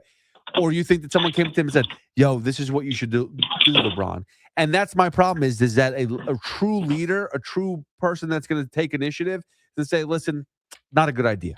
Not what I should do. That's not who I want myself to be portrayed as. I'm not bigger than the sport. I could agree. Okay, I could agree with that. I'll give two more, then I'll let you take the next caller if I can. First one being, I'm happy you sound like you're not that guy that's in the earlier segments. I don't think it's Morash, the guy that just bashes LeBron. Yes, Craig. I love Craig. I love Craig. I love Craig too. But I sometimes I want to call him and be like, but he's too popular for me to get that call. Sometimes I want to call him and be like, yo, Craig, do you actually feel like this about LeBron? Craig, I mean, Chip, you should call him now because here's the thing: is he'll have a good conversation with him. He always call. I never get through. Well, there's a lot of people that do call him. That is true. I pick up the phone. A lot of people. Yeah, you do answer the phone. And so, all right. So what's the other thing now? And the other thing was, again, I'll leave it to my father-in-law, and like I told him, and I'll ask you, do you think it's Philly? Do you think it's Philly, New York coming out of the East? And I'll hang up and I'll join back on the show to hear you. But I just want to hear your comments. Are you intrigued with this season, Philly, New York, or do you think it's like you said going to be like what you said earlier? It's just not going to happen. Well, it's not going to happen. The Sixers aren't winning a championship this year, so I hate to break it to you. I'm sorry about that. But Chip, let me tell you something. It's always a pleasure to talk to you, my friend. Feel free to call whenever, and especially during the Carton Show, okay? Got you, bro. I appreciate you. Thanks, Chip. Listen, I think that the Knicks, it's going to be a tough battle for them. I'm not convinced that they're going to be running it back-to-back. I don't know if they're going to go win it again. There's a lot of daggers out. If we thought that last year or the years prior, people wanted to take down the Knicks and show off at the Garden. Now that they've won a championship, after having the parade, after everyone talked all that talk about, oh, these Knicks fans are so annoying and they haven't even won anything yet. Now the Knicks won. And we're even more annoying. You're telling me that people aren't going to gun for us even more. So I do think the Knicks are going to have a struggle. I don't know if they're going to be the top. I don't know. It's tough to go back to back, as you've seen now. The dynasties are not easy anymore. I will say this much, though. It is exciting that they basically brought back most of the team, because those were the players. That's what I always said about the Knicks. Once Cat got here, and I know a lot of people were very upset that DiVincenzo got traded away, but I said once Cat got here, like, they had the best starting five in basketball. And it's about the role players now. And if you can work those guys in, and they figured out how to do it, and they added more to it with the Alvarados of the world. And now they're getting some good good veteran contracts that are coming in. I mean, to answer Chip's question, do I think the Knicks get back to the NBA Finals? It's tough for me to say yes on that. I do think that the Knicks can get back to the Eastern Conference Finals. I do. They're not playing the Sixers. They're not playing the Sixers. If I had to put my money on it right now, I do think the Knicks versus, I want to say Cleveland. I don't know why. I want to say Cleveland, which would be funny. Which would be funny if the Knicks take on the Cleveland Cavaliers again in the Eastern Conference Finals. All right, I got to take a quick break, and then we'll get to your phone calls. 888-808-1019. We'll wrap up things before Connor Green gets over here at 2 a.m. 888-808-1019. Pete Hoffman with you on the Fan till 2. Hit me up at Hoff, WFAN. Training camp is right around the corner, and nobody gets you ready for football season like WFAN. It's a good variety of coverage. From roster moves to quarterback questions to the biggest stories in the NFL, our experts have you covered. Get ready for Kickoff 2026 on WFAN. This is attorney J.J. Hill of Shulman & Hill Injury Lawyers. From Fordham to Kingsbridge, we are New York. When a multi-vehicle accident happens at Fordham Road in Grand Concourse, it's no accident. People call us first. Shulman & Hill has recovered more than $1 billion for our injured clients with no upfront fees. No one fights harder for New York. Every borough, every block. We are New York. Get a free case review. Search Shulman & Hill Injury Lawyers. That's Shulman & Hill Injury Lawyers. Everybody knows Town Fair Tire is New England's largest name brand discount tire dealer, beating all the local competitors with our guaranteed lowest prices. And now, with over 120 stores throughout New England, we beat all the competition, including the warehouse clubs, the online sites, and the local dealers. Yes, we beat them all with the absolute guaranteed lowest price on name brand tires. Nobody beats Town Fair Tire. Nobody. Name brands at discount prices. Town Fair Tire.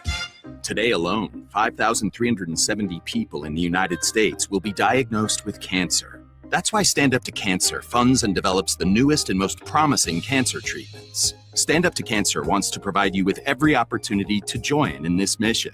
By donating your home, land, or commercial property, you can help Stand Up to Cancer fund innovative cancer research. Stand Up to Cancer makes the process easy, and it may be tax deductible. Visit standuptocancer.org/giveproperty to learn more. My name is Whitney Allen, and I'm a widow. My husband, Ryan, died. We never thought we'd ever have to use life insurance, but the unexpected happened. With Ethos, signing up was fast and 100% online. You can get a quote in seconds, apply in minutes, and get same-day coverage. No medical exams, and you can get up to $3 million worth of coverage. I'm grateful we were prepared. Get your free quote at ethos.com/radio. That's ethos.com/radio. Paid spokesperson. Time spent on application may vary. Online health questions required. This summer, your passport isn't required. Welcome to Summer in Tokyo at P.F. Chang's. Inspired by the color and energy of Tokyo's vibrant sushi scene, these limited time creations bring bold flavors in every bite. Discover new sushi rolls, steak tataki, and lobster and prawn fried rice inspired by one of the world's most exciting food destinations. Cruise through Tokyo, one roll at a time aboard our sushi boat with wave after sushi wave of unforgettable taste. Summer in Tokyo at P.F. Chang's.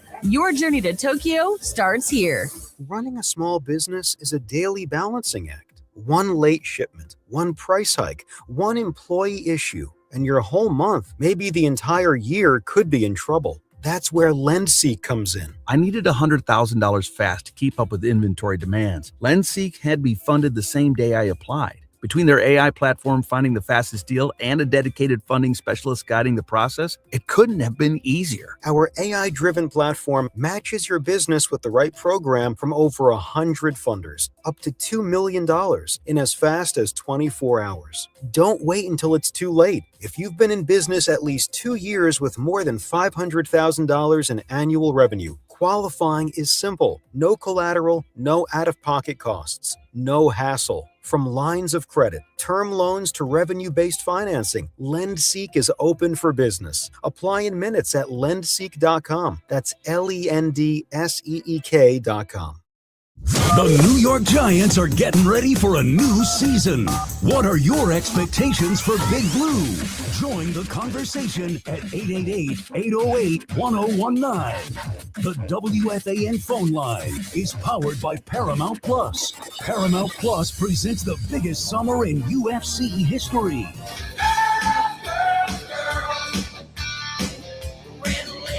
888-808-1019. We don't have much time to go, so let's get back to the phone calls. 888-808-1019. Hit me up at Hoff WFN. It is Pete Hoffman with you on the fan. Let's go to Nick in Astoria. Nick, what's going on, buddy? Yo, Pete, what up, brother? How you doing, bro? It's LJ Figueroa's brother. Oh, what's up, dude? Nicky, what's good? What up, dude? How's it going, brother? Did you get married recently? Yeah, like a month and a half ago. That's awesome. Congratulations, bro. I'm happy to hear. Thank you, bro. I appreciate it. Of course. I was fucking. I'm sorry. I'm on Twitch. And I've seen you on. I was wondering, what do you think? What are the better odds? The Giants winning a playoff game or the Knicks going back to back? Next year? Oh, the Knicks going back to back. I don't think the Giants. I don't think the Giants are winning a playoff game. I think they're gonna have a better season. I think that's for sure. I think the Giants are definitely having a better season. I think they're gonna listen with Harbaugh there. It's almost impossible for them to be, John Harbaugh is the type of guy that there's not going to be a lot of loose ends. Brian Daboll, I liked Brian Daboll a lot. I got to be honest with you. I thought he was a good coach. I think he's going to be a good coach. I think him and Robert Saleh together are going to be really good in Tennessee. I just don't think that things worked out here because they couldn't win games. They actually started playing really good football last year. If you really think about it, they were in every game. Yeah. The defense just kind of screwed up at major parts of the game. But here's the thing is it's about winning. And I think that Harbaugh, once you know how to win, not saying it's easy, but you could teach players and players can buy into history. Like I talked about, like the fact that the Giants are a team that, when you talk to Harbaugh and Harbaugh's going out there and saying, this is the New York Giants. Here's the New York Giants. He's saying I'm all geeked up. I was watching the Giants live on YouTube today. That's why I'm. Yeah. And you got to remember this, dude. Like it is something where it's like coming from John Harbaugh, it means something. If it was Adam Gase saying that, no one would believe it. But John Harbaugh has that pedigree. He knows what a successful franchise is. That he understands how important to John Mara winning is. So if you have that part of it and you have the belief with the players, I think anything can happen. And I do think that there's some special players on the team. I just need to, some people got to get healthy. Like Malik Neighbors has to be healthy, and I don't want to rush. I wouldn't want to rush him back just to get him back on the field for week 1 or 2. But he's got to be healthy for this team to be successful. It's just a fact. Jackson Dart him barely had any time together. So that is a huge part of it. But again, I don't think they're going to go very deep, even if they make the playoffs. Yeah, maybe hot take. I'm taking Giants week 1 against the Cowboys. No, that's okay because the Cowboys are going to suck this year. So that's okay. Yeah. But Nick, you good besides that, bro? Yeah, I'm chilling, bro. I appreciate it. Yeah, dude. Listen, it's good to talk to you. I told Al, call me whenever, but hope you're doing well. Congratulations on getting married, man. Thank you, brother. God bless. I'll talk to you soon. Later, Nicky. 888-808-1019. Teddy is in Yonkers. What's up, Teddy? Okay, Pete, you're the greatest. Okay, that's what I wanted to preface what I wanted to say by making that statement loud and clear, so for everybody throughout the country can listen to that. Oh, okay. Pete, it was unbelievable. I'm doing my walk tonight when the Yankees were up like 1-0 for maybe in the 6th inning. I get home, I'm listening to it on radio because I don't get Apple TV, and I don't want to pay for it. Okay. And it's 1-0. And I'm saying to myself, I'm talking to myself out loud. The neighbors said to me, Teddy, you okay? I'm yelling, I'm saying their offense is anemic. They're not going to win the rest of the year. Yeah, they'll win their share of games, okay? But against good teams like Tampa and even Cleveland, okay? The Tampa won big time tonight, Cleveland. If the Yankees play Tampa in the playoffs, they're not going to win. You hear me? Your listening audience? They're not going to win. Not because of their great pitching. Great pitching, not good pitching, great pitching. It's because of their anemic offense. I concur with you. They have to go all in. Yes. And I'm not talking about getting pitching, like you said. I was talking to myself. They need offense. Go for Goodman, the catcher. I don't know if they're going to give him a. I don't think Goodman is up for grabs. I truly don't. Then who do you want, Pete? No, well, listen. I know. Here's the thing, Teddy, and I totally get you, and I appreciate the phone call. I am on your side. I think the Yankees need to be offensively gifted. I think they need to go out there and bring some pieces back. I don't know if Hunter Goodman's going to be the guy that's going to be traded because Colorado really has nothing. You know, that's their one guy.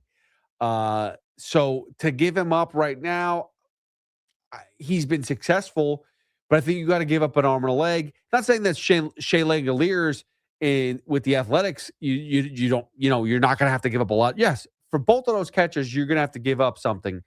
I just don't know if the Rockies are going to give up a catcher because they got nothing else offensively. Like they really don't have many other pieces on that team. That's you got TJ Rumfield, who actually you got from the Yankees. You got Tovar, who's had a bad season. I can go up and down the Rockies lineup, and who cares? The point is, there's very few pieces that are exciting. Hunter Goodman's their one piece. So they're not going to just give him away. Shea Langoliers is a good piece, but the Athletics actually have a lot of other solid assets around him. Brent Rooker is still there, I think. I know he's out for the season, but Nick Kurtz is one of the best hitters in baseball on that Athletics team. So to lose Langoliers, you still have a lot of other pieces. You got Wilson, you got blanking on some Soderstrom. There's enough offensively gifted players on that team that you can lose Langoliers and still be successful. So that's why I'm more about the Langoliers being more of an opportunity or a realistic opportunity for the Yankees to make that trade. Jeffers is probably the guy that if anybody's going to move because he's older and he's not, I don't know, his contract is probably more easier to be tradable. The Twins are going nowhere right now. So that's probably the guy on the list. But yes, of course, Goodman is maybe the number one asset that you'd want to get. I just don't think he's moving. Langoliers, I think, can move. So you go for him. Either way, point is this. The Red Sox are going to be looking to make moves as well. This is where the Yankees got to kind of nut up. They do.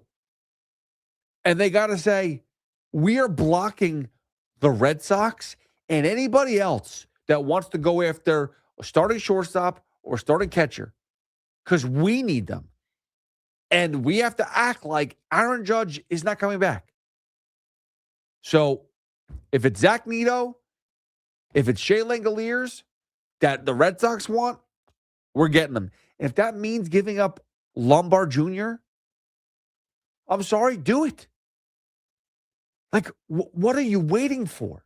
Why are you sitting there and saying, well, we do have George Lombard Jr., who's really good, but he's not good enough to play over Anthony Volpe or Jose Caballero.